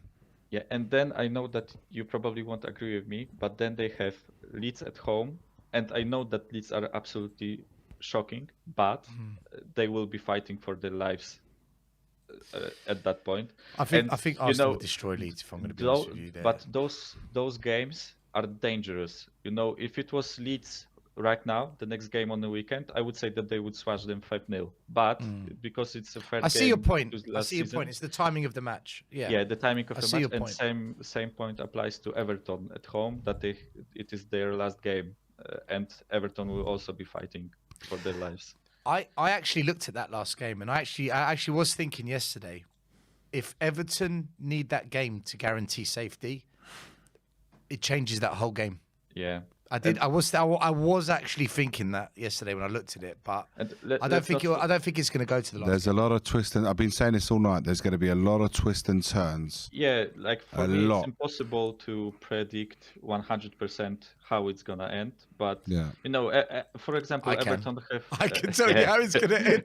I'm telling you. Listen, Bottle Job FC. yeah. Listen. I understand. Listen, I've been saying this all night. He doesn't think I don't understand what it means. He's made a lot of valid points, and I completely agree. But I just think there's something about this season, Michael, that it's just crazy. He's laughing when I say this, but that's how I feel. Iggy, I get it because Oh my God. That's why I said that we'll finish 6th, because judging on our form, the logical thing would be to assume that we'll finish 6th, right? Yes, but I totally agree with. This season is so crazy that I wouldn't be surprised if we finished 4th. And as I said, I will believe until it's not possible. Michael, until math says otherwise, right? If we finish above Arsenal and we get top 4, right? Not only am I going to be completely humiliated coming on this show in Arsenal top, but let me tell you something. I'm going to get banned from Twitter for life for 2 reasons. One, the people that are going to come after me. What did you say? This is your own doing. And what I'm going to do to Arsenal fans if they cock it up to us. What I will do to Arsenal fans, forget it. So I do hope you're right, and Michael's slight glimmer of hope is right as well. I do. Yeah. I do, because I'm a Spurs fan. I wear a Spurs kit. But for me... Quickly speaking of jerseys, that's the most beautiful jersey, in my opinion. The one that you are wearing right now. I absolutely love it. And when I have the money, I will try to get my hands on one if it's possible. But because I have this year's away one. I actually got it as a birthday present from my friends. But I have to get this one myself because it's absolutely beautiful. This isn't mine, by the way. It's my brother's because I refuse to go to the shop. So yeah, understandable. I wear my brother's clothing for Spurs because I'm on a Spurs show. But Michael, my man, listen, thank you for coming on. Thank you very much, Michael, for coming on. Have a good night and make sure you come on after the West Ham game. I don't know who's doing the show, but jump on. Yeah, always a pleasure speaking to you guys and have a come on, you Spurs. Night, I guess. Yeah, see you guys. Take care, Mike. That was Michael, who's after this shirt. If anyone can get a link for this shirt to Michael's, send Michael a link. I like the way his thought process, how he thinks about it. He doesn't think how they are now. They think how they're going to be like in 3 weeks' time, in 4 weeks' time. They're not desperate now, but they may be then. So that gives them an extra. He's very calculated. And how he I liked it. I'm laughing because this whole top 4 thing, I can't get out of my head. Listen, you're right. What he said about what Leeds will be like in 4 or 5 weeks' time, he's got a point. As well. He's got a point. Because I was thinking something similar about Everton, Arsenal, but he's right. If Leeds need to stay up and they've got to win, they're going to throw everything at it. So yeah, he's right. You don't know. Man. He's thinking of the timing of the matches. I get it. I do get it. Next, we have another regular, another fan favourite. Joseph Hember in the house. How you doing, Joseph? How you doing, Joseph? Good, thanks, sir. How you doing? You all right, guys? You look much more happier tonight, surely. Yeah. I am, definitely. Yeah. I see the shirts out. I was much happier about tonight, obviously, but I think given the form, I think we always felt we could win this game, being win-lose. But we were due a win today. But the big test will be whether we can, obviously, we'll talk about later, whether we can beat West Ham and then Newcastle afterwards. But I think on today's game, it was comfortable. It was, to be honest, it could have been 4, 5 or 6, in my opinion, the amount of chance we created. The amount of one-on-ones we had as well. Could have really buried the game, but I think the main thing was to get the win really tonight, wasn't it? And then Arsenal lost today, so happy days. Joseph, let me ask you a quick question, right? What's your thoughts on Reggie? I mean, I don't know. When he first came in, I thought, when he first came to Spurs, I thought, great player, he's going to be really good for us. And then I've got to be honest, he's a bit like, very hot, very hit and miss for me. Like I don't know, like he's I don't know, like he'll have a good game defensively some games, and after that, and then some games like he might score a goal or get an assist, but I don't know, you just can't trust him. Like when he's through on goal tonight, he was through on goal twice, and both times I thought he could have done better. Well, he missed the target twice. Yeah, well, He missed the target. Yeah, save the yeah, first one. keep it Saved safe was, but I mean, I don't know. He Second should he have missed the really. target. He really ought to at least have, got one of them in. Especially because Kane played him through brilliantly twice as well. Yeah, like right in front of him. So he had one-on-ones. He had one-on-one. Yeah, exactly. Yeah, Kulusevski was another one. So many one-on-ones tonight. Came open goal. Yeah, I know. Yeah, open. Yeah, That was a shock. well. That was a shocker. Did you think it was a penalty at the end? By the way. Yeah, I did. To be honest with you, yeah, I Ridiculous. think. What did you make of that? VAR and all of that. What did you make of that? That was ridiculous. I mean, it's all. Yeah, I don't know. VAR is really odd because I don't get it. Like they can overturn. For example, you might remember the Jota against Palace. They overturned the Jota, that one when literally he ran straight into the goal in front of the goalkeeper. Yeah. But then you can't overturn something like this. So I don't know. I think to be honest with you, there's no point VAR being there if the referee's not going to be able to, spot a clear difference. Yeah. I mean, between, and then it was clear and obvious. I mean, I get it in normal time. Like I didn't think much of it in normal time either when I saw it live. But then when I saw the replay, there was clear contact, and then Kane had the right to go down. He put his trailing leg out, caught by his leg, and then Kane really ought to have got a penalty. I get the referee not being able to see him, or maybe he might have missed it, or maybe like you, in real time, he probably didn't think much of it. And that's a legitimate mistake for a referee to make, and I'm willing to give him the benefit of that. But not to have the VAR call the referee, say, you might want to go and have a look at the monitor and just have a look at and make a decision then, rightly or wrong. The fact that he didn't even get called in by the VAR, it defeats the whole object of having this tool in place, because it's supposed to cut this out, but instead we're still making a human error as to completely ignore the VAR and just make your own decisions. And like I said, it defeats the object of having it. Yeah, no, I agree. I think at the end of the day, I mean, like I said, I get it as well, the referee missing it, normal time. But do you know what? The funny thing is, I think, because it being an injury time, like you said, like another caller said, maybe because of the injury time, Spurs have won already, so I just thought early night, just want to go now kind of thing.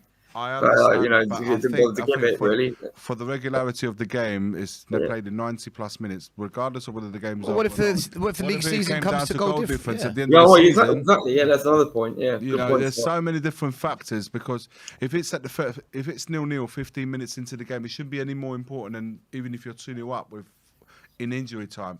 It should be, for the respect of the game, to actually validate and value exactly for what it is. It was a penalty incident, needed to be looked at, needed to get the referee to go on the monitor and make a decision. That didn't happen, and that's what's making people hate VAR. It's not the tool, it's the fact that it's still managed by incompetency. This is incompetent refereeing. No, I completely From agree. From the VAR room I'm talking about, not necessarily in the game. Yeah, no, I agree with you. And at the end of the day, like you said, I mean, a penalty in the first minute is the same as a penalty in the last minute. Absolutely, bang on. So, I mean, it's like when, I'm not sure what you guys thought about the Morpay thing. Did you guys think it was a yellow card was fair, or do you think? Still, I think you said it was. Okay, so for me,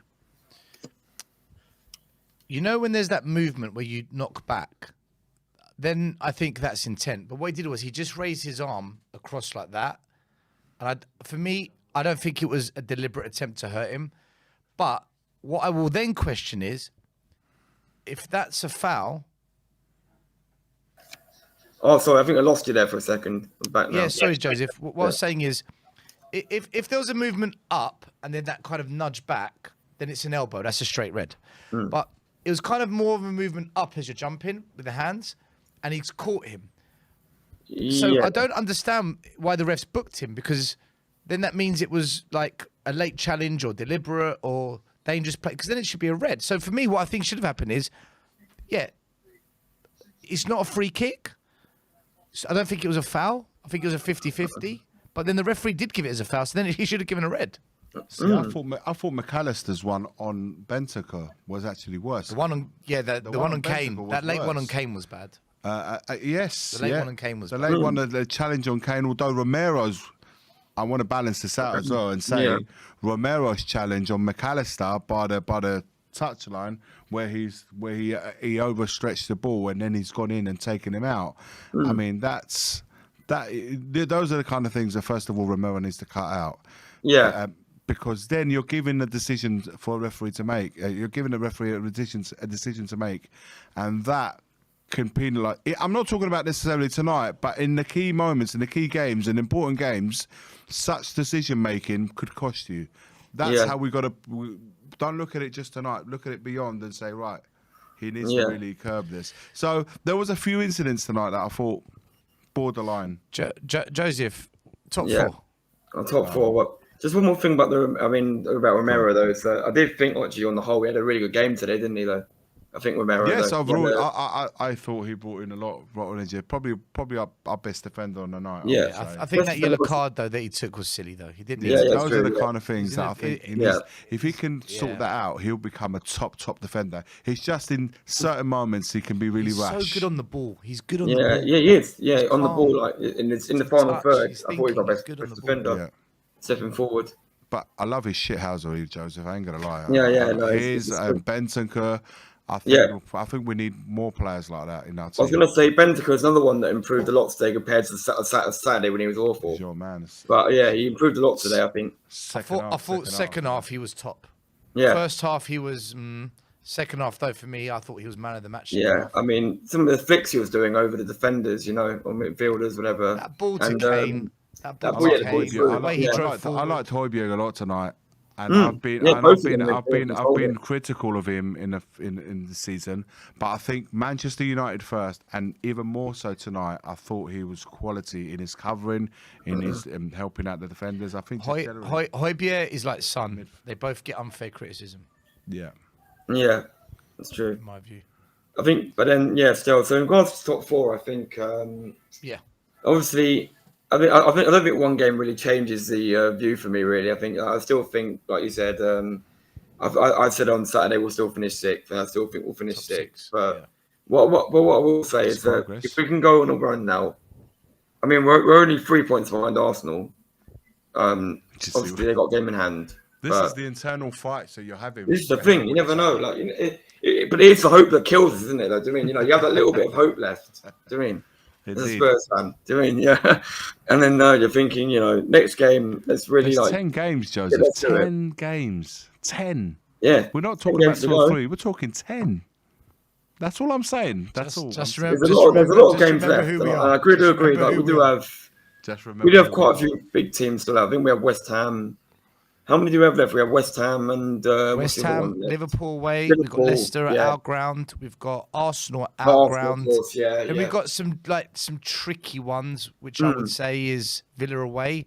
And I know they're not the best team, but Brentford away, that's the kind of banana skin game for any team, I think. I think though, if they're safe, Liverpool just about beat them. If they are Arsenal lost to them. Chelsea, I think did they get a point against Chelsea? All I'm saying though, if we're playing Brentford with 4 games to go, by that point they could be really in a good position in the league, or they could be fighting for their. But that's why, going back to what Michael, the previous caller, said, is that you have to look at them as. Do you understand? If you look at Brentford now, it's a different situation when you're playing them with 4 games to go. They'll either still be fighting for their lives, or they might be so Joseph, comfortable. do you know what it is for me? Okay. Yeah. I know Arsenal are going to lose games and drop points, and I know United are. My worry is us. Yeah. Same. Will we take advantage? Will we go on a 7-8 game winning run? And for me, it's a no. I'm just very. No, it's not. Yeah, I agree with you. I hope I'm wrong. Listen, I would love to be wrong. And Antonio Conte's got Champions League football next year, and the club says, "Do you know what? There's 200 million, buddy." I would love that. Yeah. I would absolutely love it. But of course, that's what we all want. I think. I just don't. Yeah. I mean, because I think Champions League football might. I wouldn't say it's like the changes everything for me. I would say that Because I mean, I think it will depend on our policy in the summer too, whether Conte actually really stays. But I'll tell you what, I think Champions League will go definitely a big way to securing his future for the next season or two. I think big, massively, because they'll give him more money. They'll give him the funds, obviously, for a start, and give him. More importantly than the funds, it'd actually give players the reason to come here as well, even more of a reason. Yeah. For the top players to be like, oh right, we're in Champions League, we're going to come here. But so it'll be massive if we get top 4. But I mean, obviously, like Michael said, I mean, even a 6th or 5th place finish is higher than we were last season. Yep. But then again. What I will say is that I think this season was the big chance for top 4, though, in a way as well, when you look at how inconsistent the teams around us are. So I think it could be a bit of a blow if we don't get it this year as well, because I don't see United and Arsenal being as bad next year, or United being as bad next year. Everybody is going to improve next year. Yeah, that's the Everybody's thing. going to up the ante, and we are the ones that need to. We've got the most catching up strides. to do. We've got the most catching up. Yeah, we have. We've got a lot of. We got, like you said the other day. I mean, you probably get rid of 15 of them. Yes, I think you said. I think it's like loads of players I'd get rid of. So there are players in that squad that I don't like. God. I mean, we've got a lot of replacing to do. But are you going to the game on Sunday, Joseph? I'm afraid not. Actually, no, I'm not. I've actually decided after that Middlesbrough game, I said I'm not going to give Levy £1 this month. Well, I'm not going to give him anything this month. I thought, I'll give it a month off. I'll be back in April. You're going to watch the game though, right? Yeah, I'll watch it. Yeah, I'll watch it at home. What's your prediction? What do you think is going to happen in that one? I'm gonna. I think we haven't won back-to-back games in 3 months, like I said last time. But I think I'm hoping this will be the curse that breaks. We'll break that curse, and I'm hoping we're going to go for. I'll go for 2-1 win, because I think 2-1 win. After the Thursday night game, they got to play Sevilla tomorrow as well, and put a lot into that. Yeah, so I think that we might be able to take advantage of that, and then hopefully get the result. I think, just about. Listen, but it's going to be tight. But as it always is in that sort of game. But we did beat them in the Carabao Cup as well, so I've got a bit more confidence at home. It's going to be a good atmosphere for sure, because again, somehow, I don't know how, there's something riding on the game, and we seem to keep getting ourselves in these situations. It's just, like you said, can we break that duck? Can we break the duck and get 2 wins back to back? Joseph, what's your last comments for the night? I think the last words are just, obviously just enjoy tonight. The fact it's nice, like Iggy said, to see Arsenal losing the same night for once that Spurs have won. So that's very much, I think we haven't had much of recently anyway. So always good to have that. But then I think that more importantly, let's just back the boys on Sunday and then sort of really go into the game, put everything into it, especially going into the international break. You don't want to lose. So really important. We've got to win that one. And then after that, maybe then from then on, maybe then we can start building a real run towards the end of the season and just hope for the best, really. But come on, you Spurs, as well as always. Always come on, you Spurs. Big up yourself, Joseph. Yeah, thank you very much, guys, for having me on. Have a good night, mate, and enjoy the West Ham game. Thank you very much. Will do. I might come. I'll probably call on afterwards. So yeah. Pleasure. Yeah, always. Pleasure. Yeah. Take care, Joseph. Take care. Thank you very much. Bye. Take care, buddy. You have a good one. Very quickly before we go to the next caller, Michael, who was on the show before Joseph, he's. I can hear the previous caller, Vinny. That's all right. That's all right. That's okay. just got people talking in my ears. That normally happens after a night out, actually. But all right.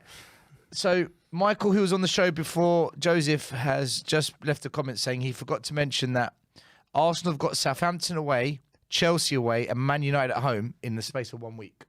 That's incredible. Yeah, that's incredible. That's going to be hectic for any team. I mean, if any season can be defined, it has to be that week for them, surely, one way or another. Yeah, we're there.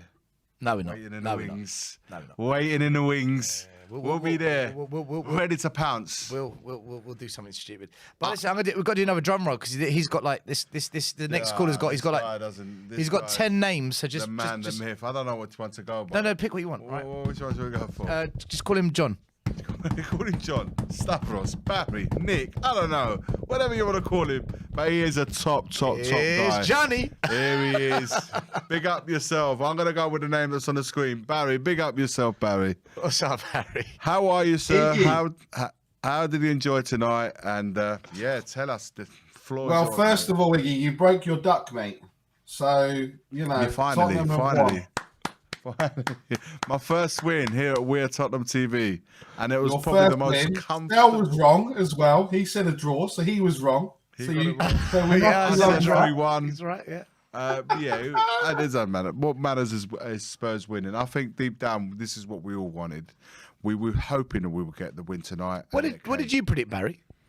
I predicted 2-1, so I wasn't far off. Oh, you're pretty close, yeah. We don't back our defence. We always said we're gonna concede. I said know, we're gonna I concede. know. You put down that Because they always do something stupid, don't they? There's always something. So, daft. but tonight's honestly, Brighton didn't test us. Barry, I don't know about you, but Brighton didn't it was probably one of the most comfortable away win I can remember today. I don't remember being on the edge of my feet all night. We went off piste during the game so many times because, first half in particular was a bit so and so. But I want to hear from you. How did you view it all? Yeah, so I'm a bit like you. I was watching it. I didn't feel nervous. I didn't feel like, Christ, this is going to be a performance that, something's going to happen or we're going to do something. We were just waiting, right? I mean, okay, Kane should have probably buried that chance in the first half when he was clean through. But look, I just think it was not clinical, but it was a good 2-0 win away from home. Something that we needed to do. Clean sheet, 3 points. Do you know what? At this point of the season, it's good to have those kind of games. You're not wasting too much energy. You haven't lost anyone through injury, touch wood. And, we have everybody available again ready to go this Sunday. Just Skip. Skip's Okay, anyone. Skip wasn't available tonight, but what I'm saying is those are the players that we got available again this Sunday. In another 6-pointers, that's 2 games, like 6-pointers. We've lost the first one against Man United. We really can't afford to lose another one this Sunday. What are your feelings about that, mate? No, look, I think we take it like you've been saying, Iggy. I've kind of taken on a bit of your positivity, right, from listening to your videos. Don't say that. Dave, what's wrong with you? It winds him up. He's like, now I there's 2 know, of us that need that's to why go. I'm saying it. I know that's why I'm saying it to now, wind him up. before it's because- me that needs the medication and I need to get. There's a lot. Is You're gonna this need to join me some now. kind of Brexit? There's a shortage of medication in the UK.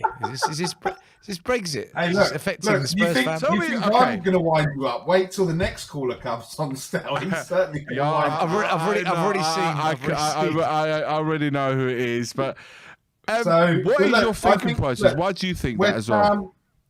West Ham, look, we're going to go there. We're on the back of a win.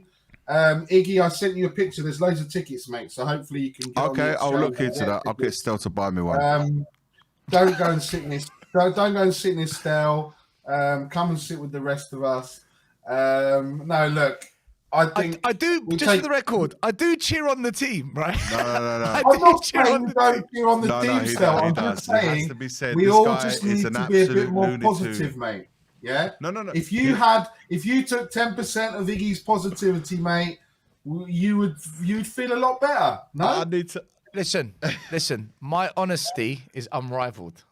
My I'm not honesty saying is true. honesty is unrivaled. Very true. unrivaled, mate. I'm not saying that. I'm just saying sometimes let's just take it game by game, not try and work out what's going to happen in 3 weeks' time. All right. Let's just- No, you're That's right. all you're I'm right, you're saying. right, you're right. Top four's And that's what doable. I've taken The from maths, Iggy, right? We can do this. You don't have We to, can do this. Don't ridicule. We can do this, don't people. ridicule it. Listen, I'm going by what Conte said. Our manager has said we need to remain close. That's all. I'm going by that now. Let's stay He was close. throwing all his toys out the pram in February. All his toys out the pram. Stel, it suits I you, see a lot. I see a lot between you and Conte. Similar, mate. Really. One Winners. week you're throwing your toys out the pram. The next week Yeah. you're happy. I walked into that. I walked into that. I Do walked you know straight what, Barry? I've said this. If we did this running of games that we've had on that basis, top 4 is out. There's no question about that. But Yep. what I'm saying though is, if there was 3 or 4 games left, then I'll say, okay, look, he's laughing. But I will say this. There's 10 games left. If teams in and around us will drop points, we obviously have to change that run of games. We can't go. We can't carry on what we've been doing up to now. Have you seen our wing backs? Yeah, but forget that. Forget that right now. I'm saying that if we can somehow, and it's a big, big ask because we've shown no signs that we can go on a 3 or 4 or 5 game winning run. None of it. So it'd have to be some seriously crazy stuff. But we have to start somewhere. We're picking up some wins. But Barry, where do you honestly think we'll finish? Well, I'm not going to laugh. It's your opinion. Your opinion. Where do you really think we'll finish this season? Real talk. Let's talk for real now. I think we just need to take it one game at a time and see where we finish. What's the point in predicting it? But right now, Honestly.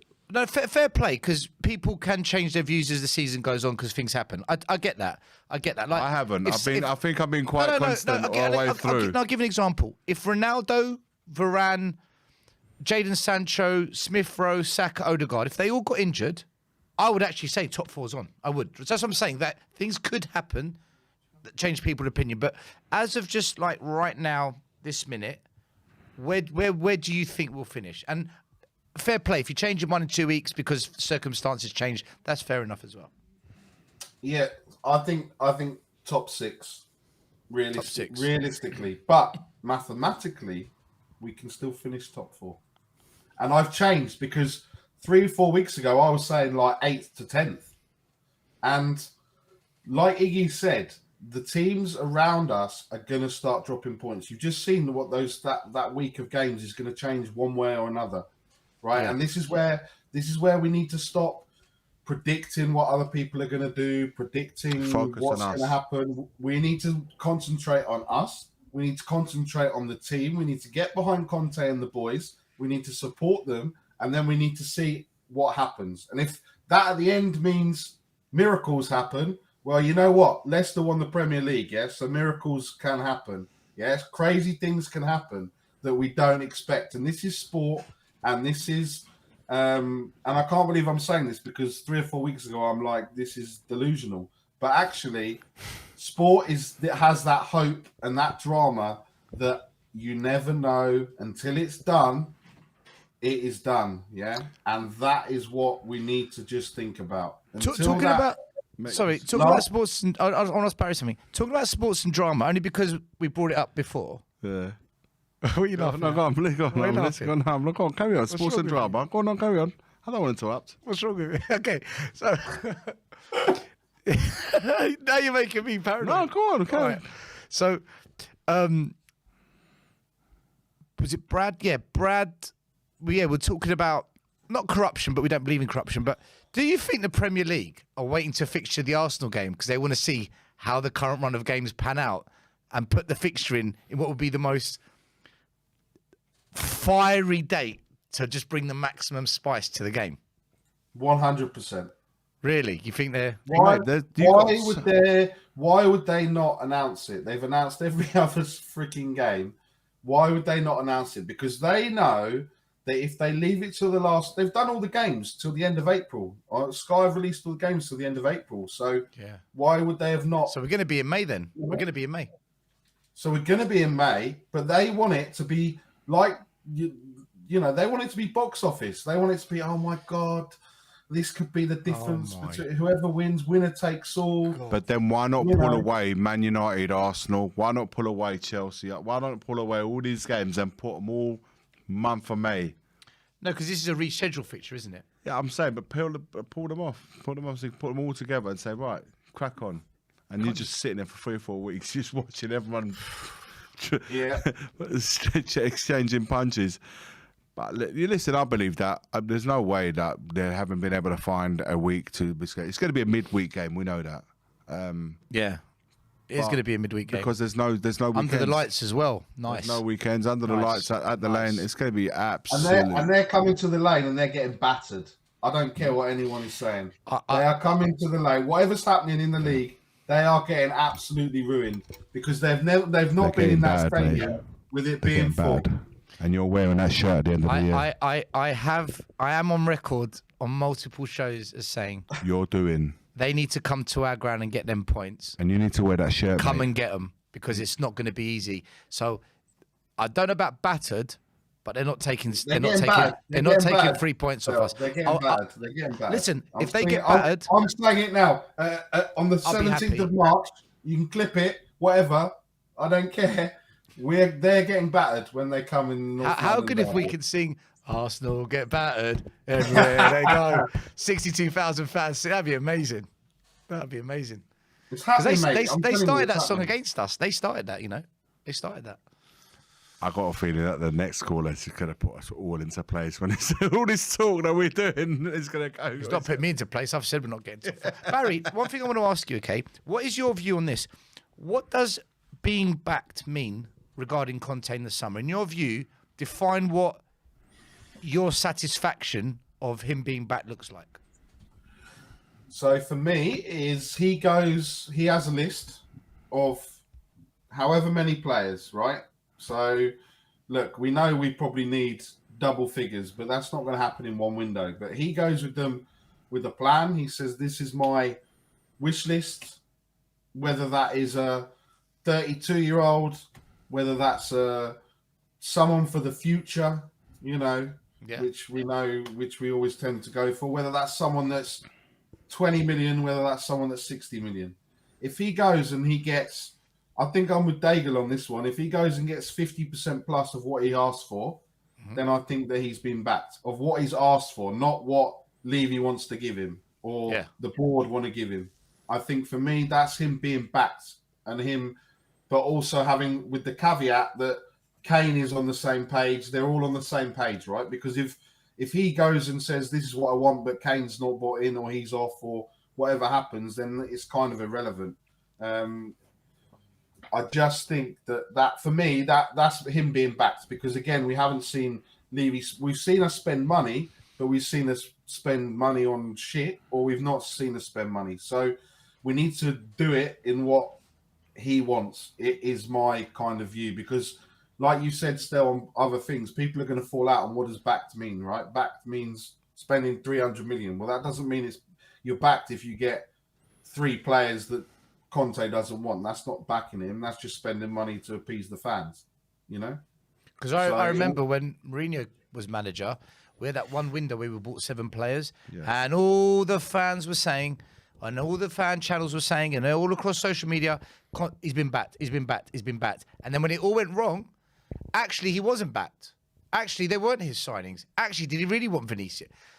And that's why I'm asking the question now, because I want us as fans, when we go into summer, there's some kind of, not agreement, but some kind of consensus that we know what backed is supposed to look like going into this one. I don't want fans to start arguing over this one. Because, back to me, it means Conte identifying the players that he wants the same way he did when he last went in the last club at Inter Milan, where he identified he wanted Hakimi, which was a wing back. He wanted Lukaku, he wanted Ashley Young, and he wanted another defender I can't remember right now. He said, I want him, and him. He didn't say, I want somebody like him. I want somebody like him. He said, no, I want Barry, I want Stel, I want Iggy, I want, he actually identified the people he wanted. And Inter Milan went and got Lukaku, they went and got Hakimi, they went and got the Ashley Young. And he in return then puts the pressure on himself to say, I'm going to deliver you what I said I would, providing you get me those players, I'm going to deliver you the league. So I'm not saying we will be in the league, we're going to win the league if we get him those players. But he will say to you, looking at the players that you get him, he's going to say, this is where I see us finishing. And then it's on him to achieve that. And the team, of course. So absolutely. That's what he's known for.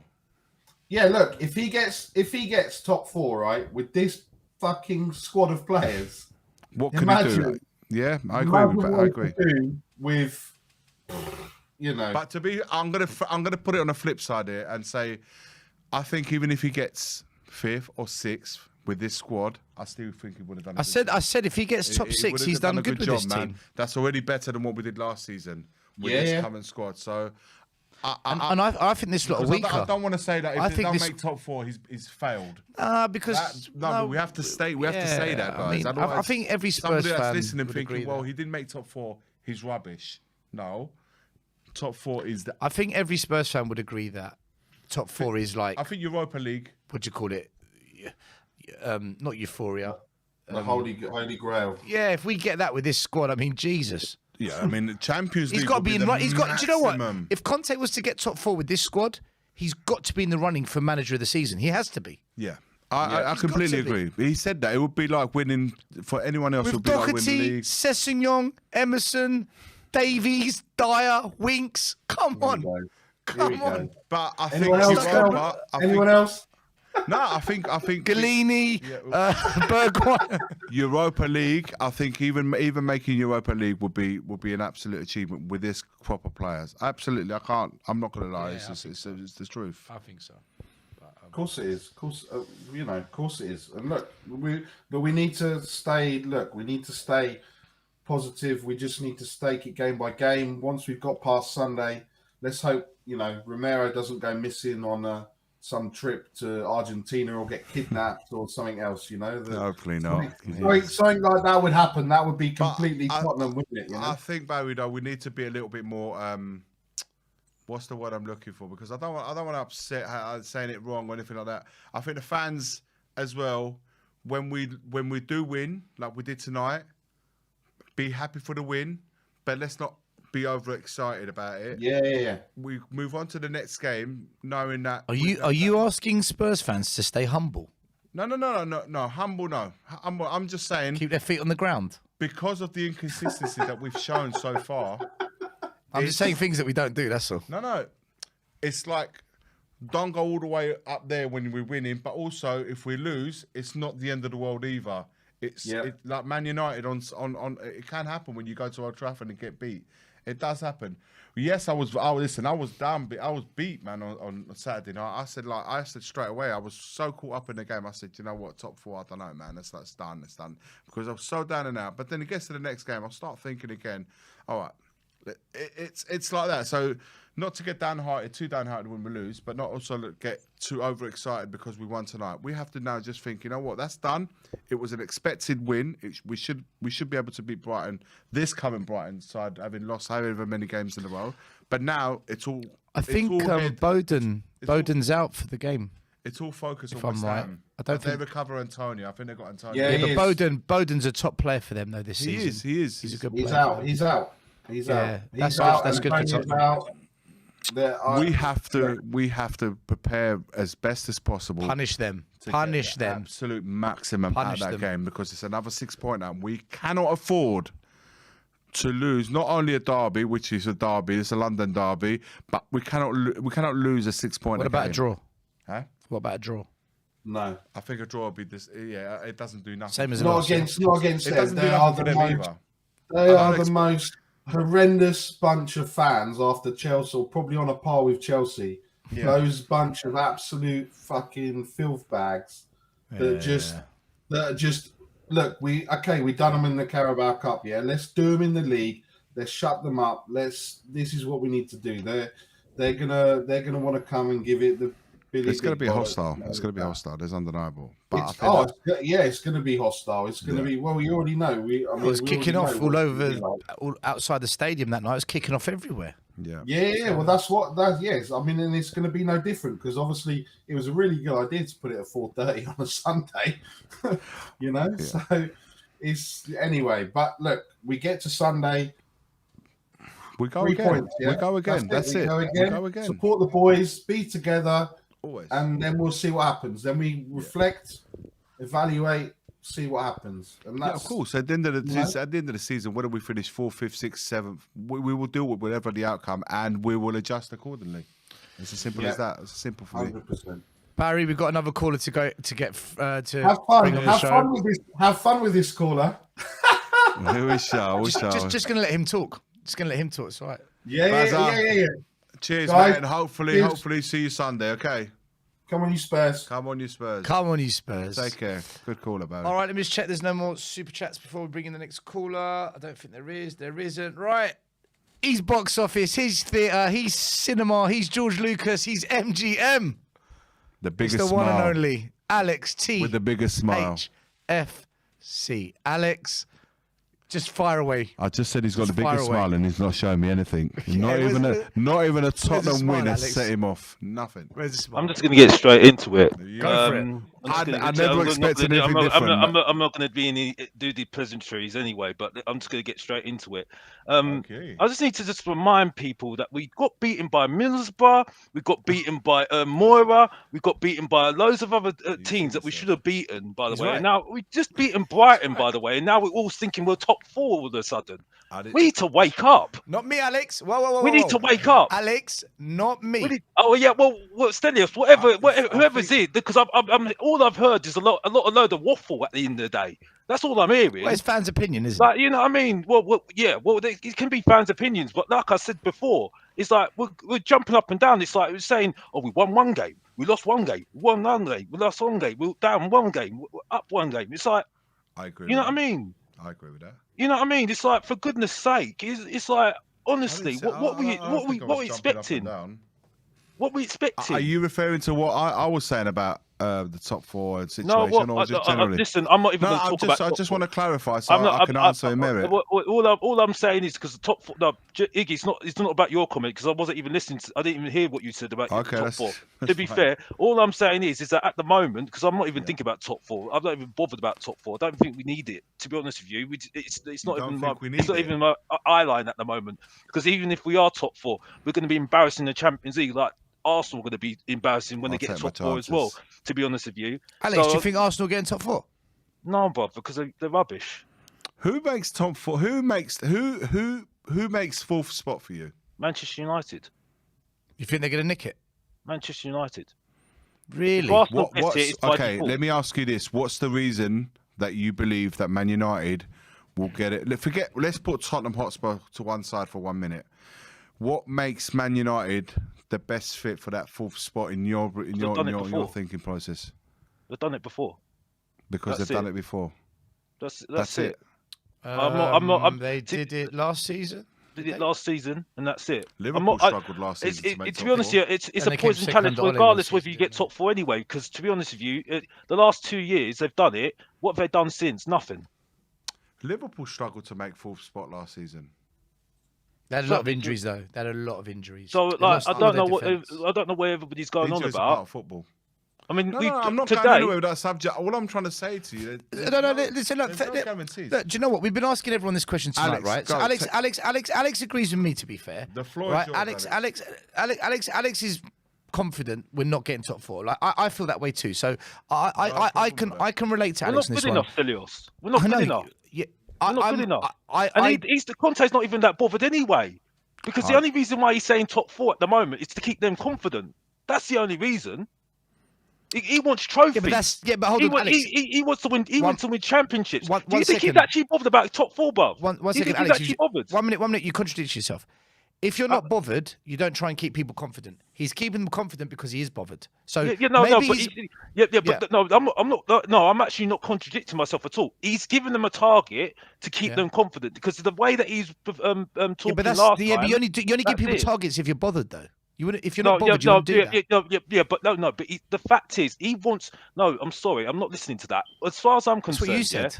What I'm saying is, okay, finish, he wants championships. He doesn't like the fact that Guardiola and what is his name, Klopp, are doing better than him. He can't stand that. Yeah, he I agree with that. Nothing wrong with that. I agree with that. Okay, and he wants championships, yeah. And the thing is, because I've got a lot to go on what I'm going to say, and trying to keep it short and sweet. What I'm going to say is that we are talking too much about if Conte leaves. We're going too much about Kane. We are going too much about those two people at the moment. What we need to be doing at the moment is planning whether he stays or goes, whether Kane stays or goes. Because at the moment, we ain't going to get nowhere if we're going to keep on talking about Kane. And people wonder why we can't get no striker in. Because all we talk about is Kane. Do you think those two are interlinked in the sense that Kane will stay if Conte stays, and Conte will stay if he's backed? Well, So I've said this on my stream. I said but this the on my problem is stream. we can't like what you're saying, Alex, is that we got to be focusing on that. But what if that's not being sorted out until the summer, though? Well, that's stupid then. That is silly. And if Conte's come to Tottenham because of Harry Kane, he's a mug. He's an absolute mug. I don't think that's why he's come to Tottenham. Well, if he's done that, because I've heard that before, I've heard it from a few people now. If he's come to Tottenham because of Harry Kane, he's a mug. An absolute mug. I think Conte came to Tottenham because he's getting £20 million a year. That's why he's at that's Tottenham. one. And I won't blame him because because Paratici, who's not Paratici gone, by the called way. him because of his relationship with Paratici. Paratici being at Spurs meant that he had the direct link with Conte. I don't think Conte would have come to Spurs without the Paratici being there. I'm going to tell you straight. I'm sorry. To be honest with you, it wouldn't have happened. It wouldn't have happened. Something changed from when we went for him in the summer, and he refused to come, and then we know because the fans turned. It's because the fans turned. And then well, I'm sorry. I can't listen. What I'm saying is because I'm telling you the reason why he came, Alex. I'm not contesting anything that you're saying. I'm telling you what the reason. And I don't think he came for Kane. And so let me get this straight. Are you saying this is for my knowledge? It's not. I'm not accusing you of saying this. I'm saying, do you think that we should get rid of Kane at the end of the season and just move on with different players and become a bit more team dependent rather than solely dependent on Harry Kane? I'm getting that vibe. I just want to know if I'm. No, I'm not saying that. Here. What I'm saying is that you're too focused on Kane that you're I'm not focused planning. on Kane. I'm focused on the team. No, he's talking about certain fans. I think certain. I think Tottenham are too focused on keeping him happy to try and keep the future going. For me, he's a world-class striker. Well, whether he's a world-class striker or not, he's outgrown our team. Okay, sorry, Alex. Alex, do you know what should we be doing then? That's we need to start planning with or without Kane. That's what I'm trying to say, because at the moment I didn't like what Conte said in his pre-match conference about Harry Kane, Son and Lloris. I didn't like it. Why? Because to me, it says to me that, okay, you are the three important players. Okay, you need to play every single game. You need to play every single game. So what about the other players? So they're not important then. No. So that's for me. I didn't like those that. three players. Alex, he said those three players are the most experienced players that we have in our squad. These are facts. Yeah, but whether they're experienced or not, we have young players in our other squad. players in the squad though, and that sums it all up. Why we don't have any goals in that midfield as well. He's taking the pressure off the young players and putting it on the experienced players. I don't understand. What are we talking about here? But Iggy, what happens when he gets injured then, Bob? What happens? What happens when Kane gets but look injured? what happens when Ronaldo gets injured. For goodness sake, here we go again. Oh my gosh. Players get injured. Here we go. No, Alex, do you know what I think? Alex, I think you believe that we are Kane FC. Yes, we are Kane FC. Right. So we should be getting rid of Kane FC then. No. One minute. I think you believe that you think we're Kane FC and you want this whole Kane FC thing to be sorted out. Are you staying or going? What I'm saying to you though is Kane is not going to tell the club or make up his mind until the summer because he's waiting to see what the club do regarding Conte and the team. So what you want is impossible. Well, I don't agree with that. Then that's what I'm trying to say to you. How do we get around unless Daniel Levy picks up the phone to Kane and says, right, Harry, here's a legal document that I'm going to sign. I guarantee I'm going to give £200 million to Conte, and I guarantee he's going to stay. That's the only way we can sort out the Harry Kane issue that you're talking about. But that's not going to happen, though, is it? To me, that don't make sense. That don't make sense. So how do we sort out the Harry Kane thing now? Well, listen. At the end of the day, for me, right, if you're basing it on just getting to top four, you are clutching at straws, as far as I'm concerned. Okay, because for me. Conte's not there. Basing what on top four, Alex?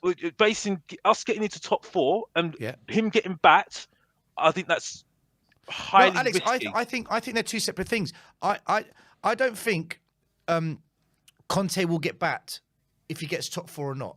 I think that decision's already been made. Whether he gets backed or not will be irrelevant on league position. But the problem is we've got to wait until the summer to see if he's getting backed. That's the problem we've got. Which is why I was protesting about doing more in January. But now, the kind of fan consensus, what I've gauged is, every fan now is saying, wait till the summer. Like, these things like Kane's future, Conte's future being backed, all of this is going to be done in the summer if it's done. So we kind of like, I'm frustrated like you, Alex, but we got to wait until the summer to see. I'm not, tell you this, because I want to keep it short and sweet. I'm just going to say it like this. As far as I'm concerned, okay, I don't agree with what's been going on recently. I don't agree with it. Okay, I think we're too reliant on Kane. I think we've got the job done today. I think everybody's going over the top. I think you're. Are you happy that we won tonight? Oh, for goodness' sake, Iggy, behave yourself. I thought it was a legitimate question, mate, because you don't look too happy. That's the reason why I'm asking you. Behave yourself. Iggy, behave. I'm behaving myself. I'm asking a legitimate question because you genuinely don't look happy tonight. Alex, finish what you say. God. Let me finish what I'm trying to say. People saying that we didn't perform.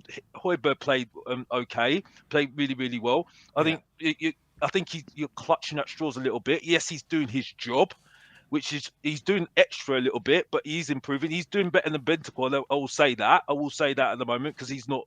He's not playing well at the moment, I think, even though he made a good ball into Kane, which was all right. I think Brighton played to our game, I've got to be honest. Do you know what I mean? So, it was a lucky goal from Romero. Romero needs to be careful because he's going to get sent off. I agree with. I totally agree with. He will get sent off. Okay. Reguilón is improving. I will say that. Yes, he is improving. Mm-hmm. But still, it's still a long way to go for me. And that's it for me. And I just think that, for me, at the moment, there's not really that much I can blame on Conte. At the end of the day, I think I'm sorry, Iggy. I'm sorry. No, I can't. Need to apologise, mate. This I'm is going to be honest debate. with you. Strategy needs to do more. Strategy needs to do more. I'm sorry. This Dom status that we keep on talking about. I'm sorry. Paul Mitchell's done more than him all day long. Even Steve Hitchen's done more than him as well. Because after what I heard from Alistair Gold, that I had to take everything back I said about Steve Hitchen. I had to take everything back what I said about Steve Hitchen. It was all Levy's fault with Steve Hitchen. Even though he made some mistakes, it was all Levy's fault. So I've got to say that. I have to stick to that as well. But like I said before, there's a lot to do with this club at the moment. And I think we're going over the top and saying that if we get Tottenham and we started worrying about Arsenal, who, to be honest with you, just shown you how bad they are because they got beaten by Liverpool, which I predicted. Come on. I predicted. Listen, Liverpool are... Listen, Manchester City dropped points, okay? On the back of that, you knew... Well, we both spoke about this earlier, and Liverpool smelt blood, man. There's no way they were going to bypass as good as Arsenal. I said Liverpool would win tonight. Liverpool aren't. I just pass up an opportunity. They would as soon as that Man City Palace result came through, they dropped points. Liverpool saw that and thought we are now going for you lot, and we said Arsenal could be at the end of a beating tonight. Yeah, they got beat 2-0, but. There's no shame to losing to Liverpool. There isn't. I have to say that. I'm not in defence of Arsenal here, and everyone knows tonight how I've spoken about Arsenal. I think everyone expects to lose to Liverpool and City, don't they? Especially the motivation that Liverpool had on the back of that City result. I have to say there is no shame to that. But listen, I understand where you're coming from. I understand to saying, look, don't get too carried away about winning tonight. I completely understand that. Paratici is only he came in this summer, and Conte's came in, what was it, October, November, whatever it was. He's had that a little bit of work in January, but his main work is, I'm still on the fence with Paratici for Tottenham. I'm talking about. So I want to see what he does and how much freedom he's given by Levy first and foremost. How much leeway he's given, and also what he provides with that leeway. This summer is massive. It's massive. For everything. Whatever happens, be it that we finish top 4, everything. Be it that we finish in Europa. Or even conference, I have to put that in perspective. In all scenarios. So I agree. Depending on where we finish, will have a massive impact on what players we bring in and the level of players that we bring in. Because if you finish up here or you finish down here, it will be category A, B, and C of players that you can attract. I don't think Conte is going to accept category C, D. Then you've got to do what Conte wants at the end of the day. You know what I mean? He wants to win now. He wants to win now. Yeah.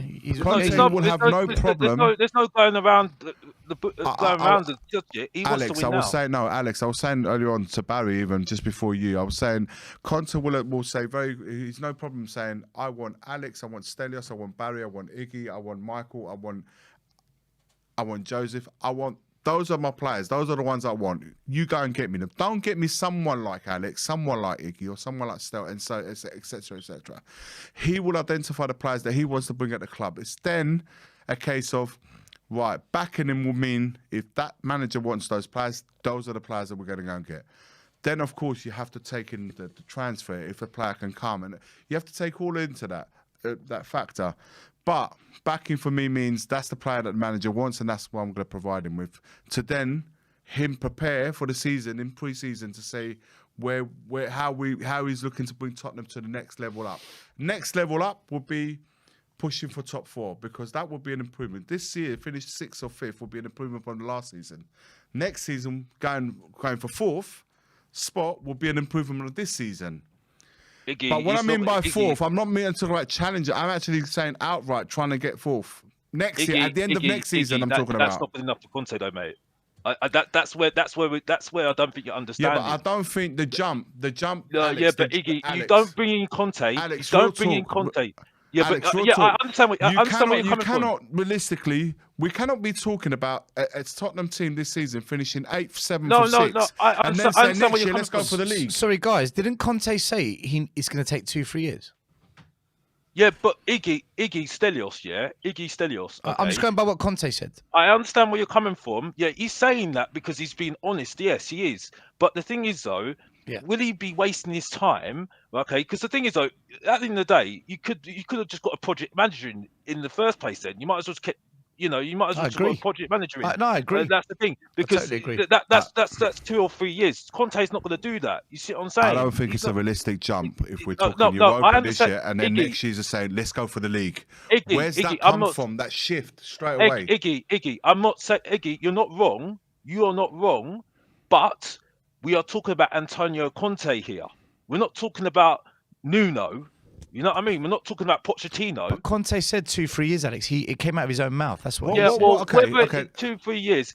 For me, I don't see that as him being like that. As for me, okay, I think you've got to have a trophy in there, and not just a Carabao Cup, because the Carabao Cup is a token gesture. Let's be honest here. You know what I mean? And whether people like it or not, it's the truth. You know what I mean? Even if you look at the FA Cup as well, which it's going to be good for us, but you have to be honest, Alex. Here. No, I'm being honest. I'm being honest. I have no doubt in the fact that you're being honest to what you believe in. I've got no problem in saying that. What do you want to happen this summer for Conte, and where do you see us on the back of that finishing at the end of next season? In your mind, at least. I'm not saying it's going to happen, but where do you see us? Do you see us challenging? I think Alex thinks Conte is going to walk, right? Or do you think? I think Conte is going to walk. Yes, I do think he will walk because of the fact that he wants stay. For. I think. Well, from what my experience, because I've said this on my channel. I've said the major failure for Tottenham with Conte is not getting the fundamentals from him of learning how to run the club better. That's the major thing we need to take out of Conte for me. That's the major thing for me, because at the moment I think he's come into Tottenham and he's looked at it and thought, really? And this is where you're thinking about moving on forward with this team and moving forward, trying to win things and try and move this team. Yeah, the culture, the philosophy, the structure. Yeah. He's looked at it and he's thinking, Conte's like that. Yeah. What's this? This is not what I'm used to. This is terrible. Okay. And he's actually he said all this, and he's looked at it and he's thinking, well, I can't do anything with this at the moment. You need, and so for me, who's willing to do that? He will leave. He will leave maybe in the next season or the following season after that. The major failure will be is we don't take those fundamentals, which we should have done with Poch, by the way. I don't like going back there because, like I said, I need to say to people that keep on saying I love Poch. I've moved on. Anyway, moving on. Yeah, you know but what Alex, I mean? what you're saying, the only way what you're saying happens is if the chairman and the ownership change. It's the only way. Well, you know what I'm not gonna go on about the ownership. I've only Yeah, but said you're talking about changing the philosophy, the structure, the way we do things. The only way that changes is if the people at the top change. How else do you change that? Well, the thing is, though, you decided to get in Conte. You decided to get in Conte because we wanted him, not the other way round, by the way. So you know, it's not like the fact that he's. So what was the reason bringing him in then? If we're not going to give him the tools. Well, this is the thing. This is where we're going to find out in the summer, don't we? Really? So because the thing is, though, if we don't give him the tools to do his job properly, who would be to blame for that? But Alex, this is what I said to you. This is exactly what I said to you at the beginning. All this stuff's going to get done in the summer. Now you're saying we're going to find out in the summer. That's what I said. But I'm at the moment. I think we're not going to. I think we've got going over the top at the moment. We're going way over the top, and that's what I'm saying. Alex. I do think Alex has got a point when he says that there are. No, listen, I agree on this. On this bit, I agree. There are a lot of fans that are getting a bit carried away with things regarding this is the big summer. He's getting backed. You wait and see. Top four's on. That stuff does need to calm down because we don't know. We actually don't know. We're hoping, aren't we? But we're hoping if we bring if we bring an elite manager in and we don't back him with the tools that he wants to make him what Alex is talking about, because he is an elite manager, he's a winner. Mourinho, who was elite. He wants to win. He wants to win now. He wants to get the players in. If we have brought him in, so we've made a decision as a club to bring him in. Yeah. The first question: what was the reason to bring him in? To obtain what? The second question is, if we don't then provide him the tools in the summer to do his job, who's to blame? You can't answer any of those questions until this summer, because that's when we'll find the answers. But do you see what I'm saying? The first question, the second question, what was the reason? This is the point. We won't know until the summer. In the summer, all the questions all the cards are on the table and all that. Everything will be answered this summer. This is why so many fans, and this is where I agree with all the fans, this is a sliding door summer. This is the biggest summer under ENIC and Levy. This is, and I guess we're waiting for that to happen. I mean, do you agree with that, Alex? Or do you see it differently on that? I think you've got a point there. I think we do have to make decisions on players to try and, I still don't like this whole thing with Harry Kane. I don't like it. I don't like this Harry Kane thing. I don't like it at all. We're too reliant on him. Way too reliant on him. And I think that's the reason why we can't get a striker in, as far as I'm concerned, because we keep on banging on about him. We banged on about him too much last summer. I wish I was doing a YouTube channel then, honestly, because I was deceiving then, to be honest with you, the whole manager search and everything else as well. Do you think Harry Kane's become bigger than the club, Alex? Pardon? Do you think Harry Kane's become bigger than the club? Well, I think that's becoming the situation, yes, and that's not his fault. I have to say this: it's not his fault. Yeah. You know what I mean? Because the fact is, he wants a Premier League. Forget this Carabao Cup or just a cup just to make him happy. Foden's got a Premier League. He's got 3 Premier Leagues already. Look how many. So why do you think Harry Kane then didn't hand in a transfer request last summer? I don't know. I've got no idea. He should have just done that. I think people would have respected him if he did that, to be honest with you. I would have respected him more if he did that than what he did during the summer, to be honest. He should have just done that. Are you going to the game on Sunday? Yep. What's your prediction? What do you reckon? I'm going to play it safe, draw. Alex never plays it safe. You don't do safe. Come on. What do you really think? What do you really think? Draw. Really think we're gonna draw? Yeah. I think West Ham are a better team than us, like Brighton are. To be honest, I think at the moment, you think Brighton were better than us? We've beaten Brighton twice already this season. When I say we're a better team. I don't say they're better individuals. They're a better team than us. But our team beat their team twice. Yeah, I know. But individually, we were better, 100%. You know what I mean? So did we beat Brighton tonight because individually we were better than them? Yeah, individually we are. But we wasn't better than them as a team. No, I don't think we're better. I thought we defended as a team better than them. I'm not saying our defense is good, by the way. I think West Ham are a better unit. I think, and that's hurt. Yeah, no, West Ham are better than Brighton all day long. It's a better unit than us at the moment. I think that hurts me to say that because I can't stand them, but they are a better unit, and I think that's where I think we're getting better. I think we are getting better, yes, but I think we are too. I just don't like this whole thing. And the thing is, though, it sums it all up that we are going on about Son playing as well, and he's not playing really well at the moment. We're so reliant on him playing well that's why. Is it their fault that we're relying on Kane and Son so much? No, is it their fault? That's not what I'm saying. What I'm saying I didn't say that. I'm asking a question. Is it? No. I'm just asking a question. Is it the players' fault that we're so reliant on them, or is it our fault? What, the fans' fault? No. The fact as in a team. I'm talking about the club. It's not their fault that we're heavily reliant on them. It's us as a club. It's fault. I think for not leveling out the level of the squad on par with Son and Kane, so then we can spread that responsibility amongst the whole team rather than just two players. I think it's a bit of both, Iggy. Just to keep it short and sweet. I think for me it is a bit of both.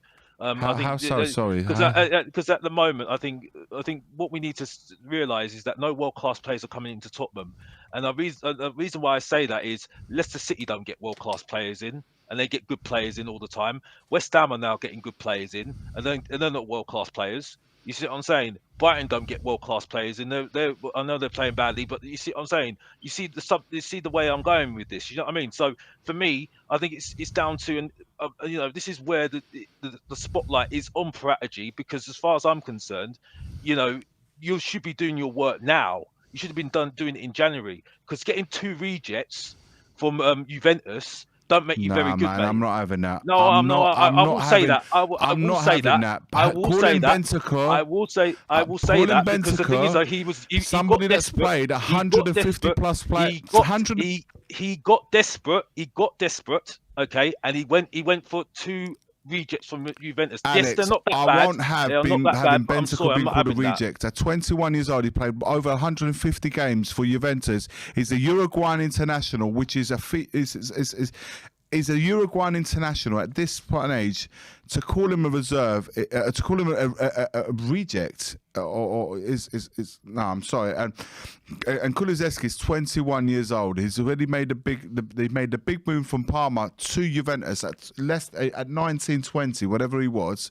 Okay, things didn't work out for him because the new manager that's there, Allegri. We don't agree with that. I'm sorry. But I'm saying it didn't work out for him. He's shown already good signs at Spurs that he could be a top player. Well, I'm not saying he is there now. He's not there. Lucky. He's got lucky, Parategy. He's got lucky, and he's been buying those players already. And then he got Defender of the Year last year, who I think is a very good player, right? But that's not difficult to find. Do you know what I mean? So I'm sorry, he needs to do better. You can't call them rejects, man. Someone that's played 150 times for Juventus and an international for Uruguay. I want to ask another question very quickly. Heung-min Son, a lot of fans have been calling him out, saying he needs to be dropped or rested, whatever word you want to call. Is there really a replacement that gets the amount of goals that Son scores? Like, what's your thoughts on Heung-min Son, Alex? I think he's been played too much, and like I said, I think like I said, we are KNFC with Son as the backing singer, basically, backing person. Basically, should I say that? Should I change my words there? Who's just like sidekick, supports him basically. Sidekick, supports him. Yeah. So basically, that's it. You know what I mean? And he's going to play against West Ham, like Kane's going to play. He's going to play internationals. So then he's going to get injured, and then we'll see what happens then, isn't it? You know what I mean? Would you drop him though, man? Would you drop him if you were the manager? Well, no, but I think Bergwijn, who played well against West Ham in the Carabao Cup, got benched afterwards. Then he played well against Leicester, did an impact against Leicester, got benched afterwards. I think he's looking at it and thinking, well, what's going on with me? And you gave me the backing afterwards, didn't you? That's you got rid of 3 players because they couldn't play the 3-4-3, because the 3-4-3 is what we always play now, isn't it? Because those players that he let go of couldn't play that 3-4-3 because it wasn't because they were toxic. Let's be honest. That's the reason why they got let go of. You know what I mean? And he's kept Bergwijn in the team, and he doesn't play him. He plays Moore in front of him, who does nothing. To be honest with you, Kulusevski's done more than him all day long. It's funny you say that, because before the show, Iggy was saying that we need to involve more players, and he said that Bergwijn, more of these players should be getting more game time. So, if there's a way we could, I think you and Iggy actually agree on that. For me, I slightly disagree because I think I don't think we can afford to drop our best players, because I think as soon as we drop our best players, I think this team just completely falls apart. But views, opinions. One last thing I wanted to ask you, Alex. What does being backed actually mean, in your opinion? We've asked every fan on the show tonight. I've got no idea, to be honest. I've got no idea. Iggy and Delios, I've got no idea. All I would say is that you've got to do what he. You don't bring in Conte just to get into top four, get into Champions League. He wants championship. So if we're going to get into, as far as I'm concerned, if we get into sixth, that's a good season. That's a good season for us, and we can move forward from there.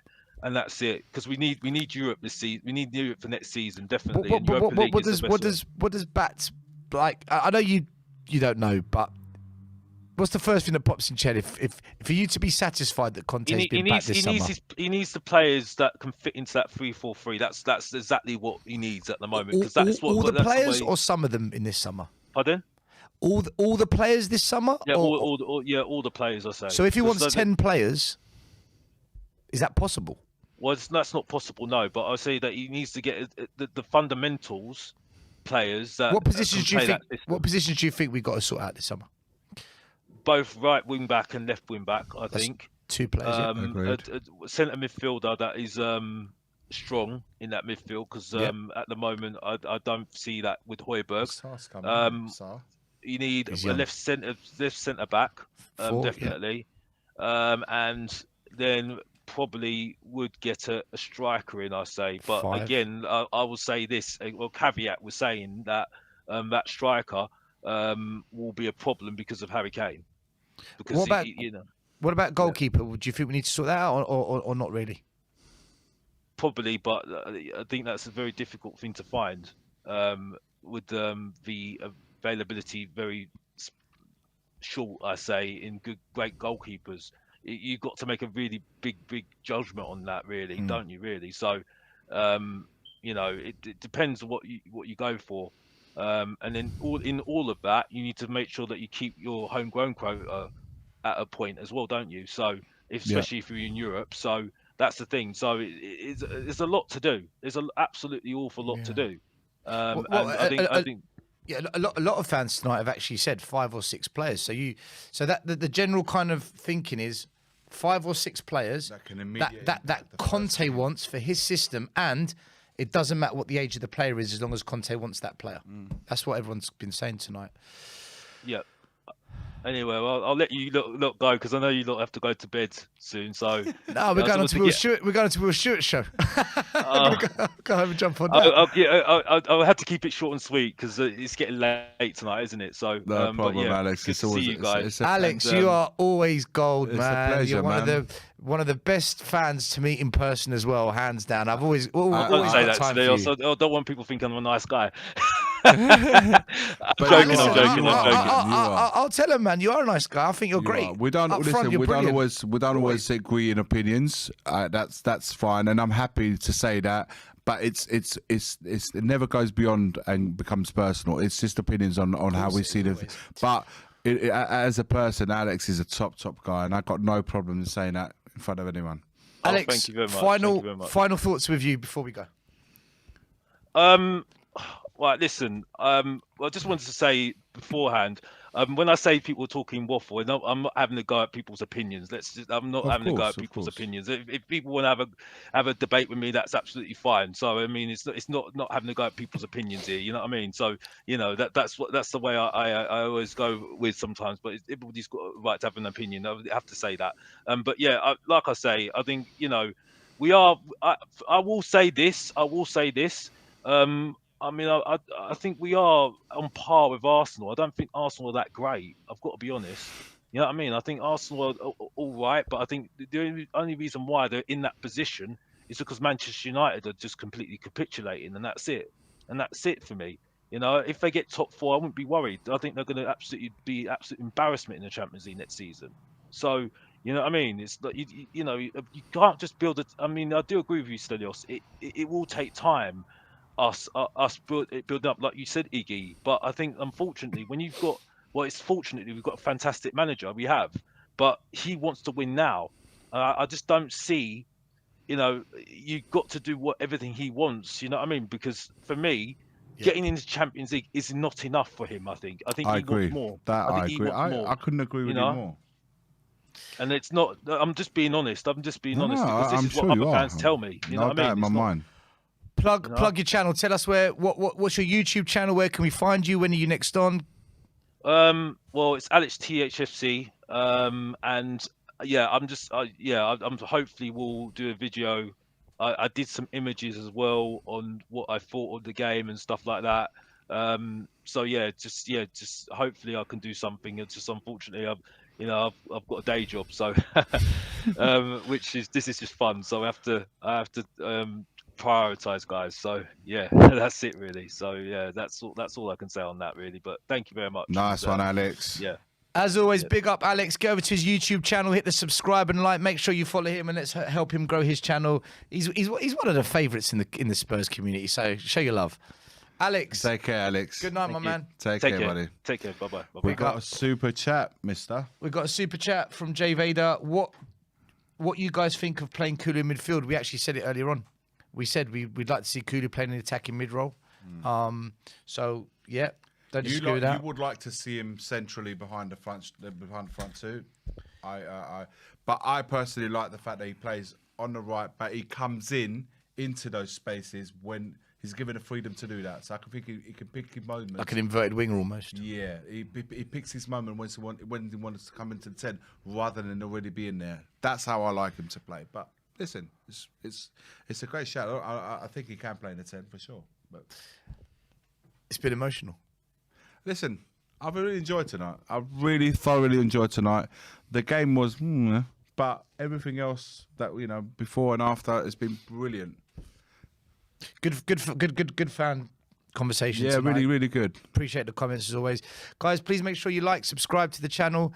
Also, you can find Iggy and I on Tottenham Away. Come like, subscribe our channel as well.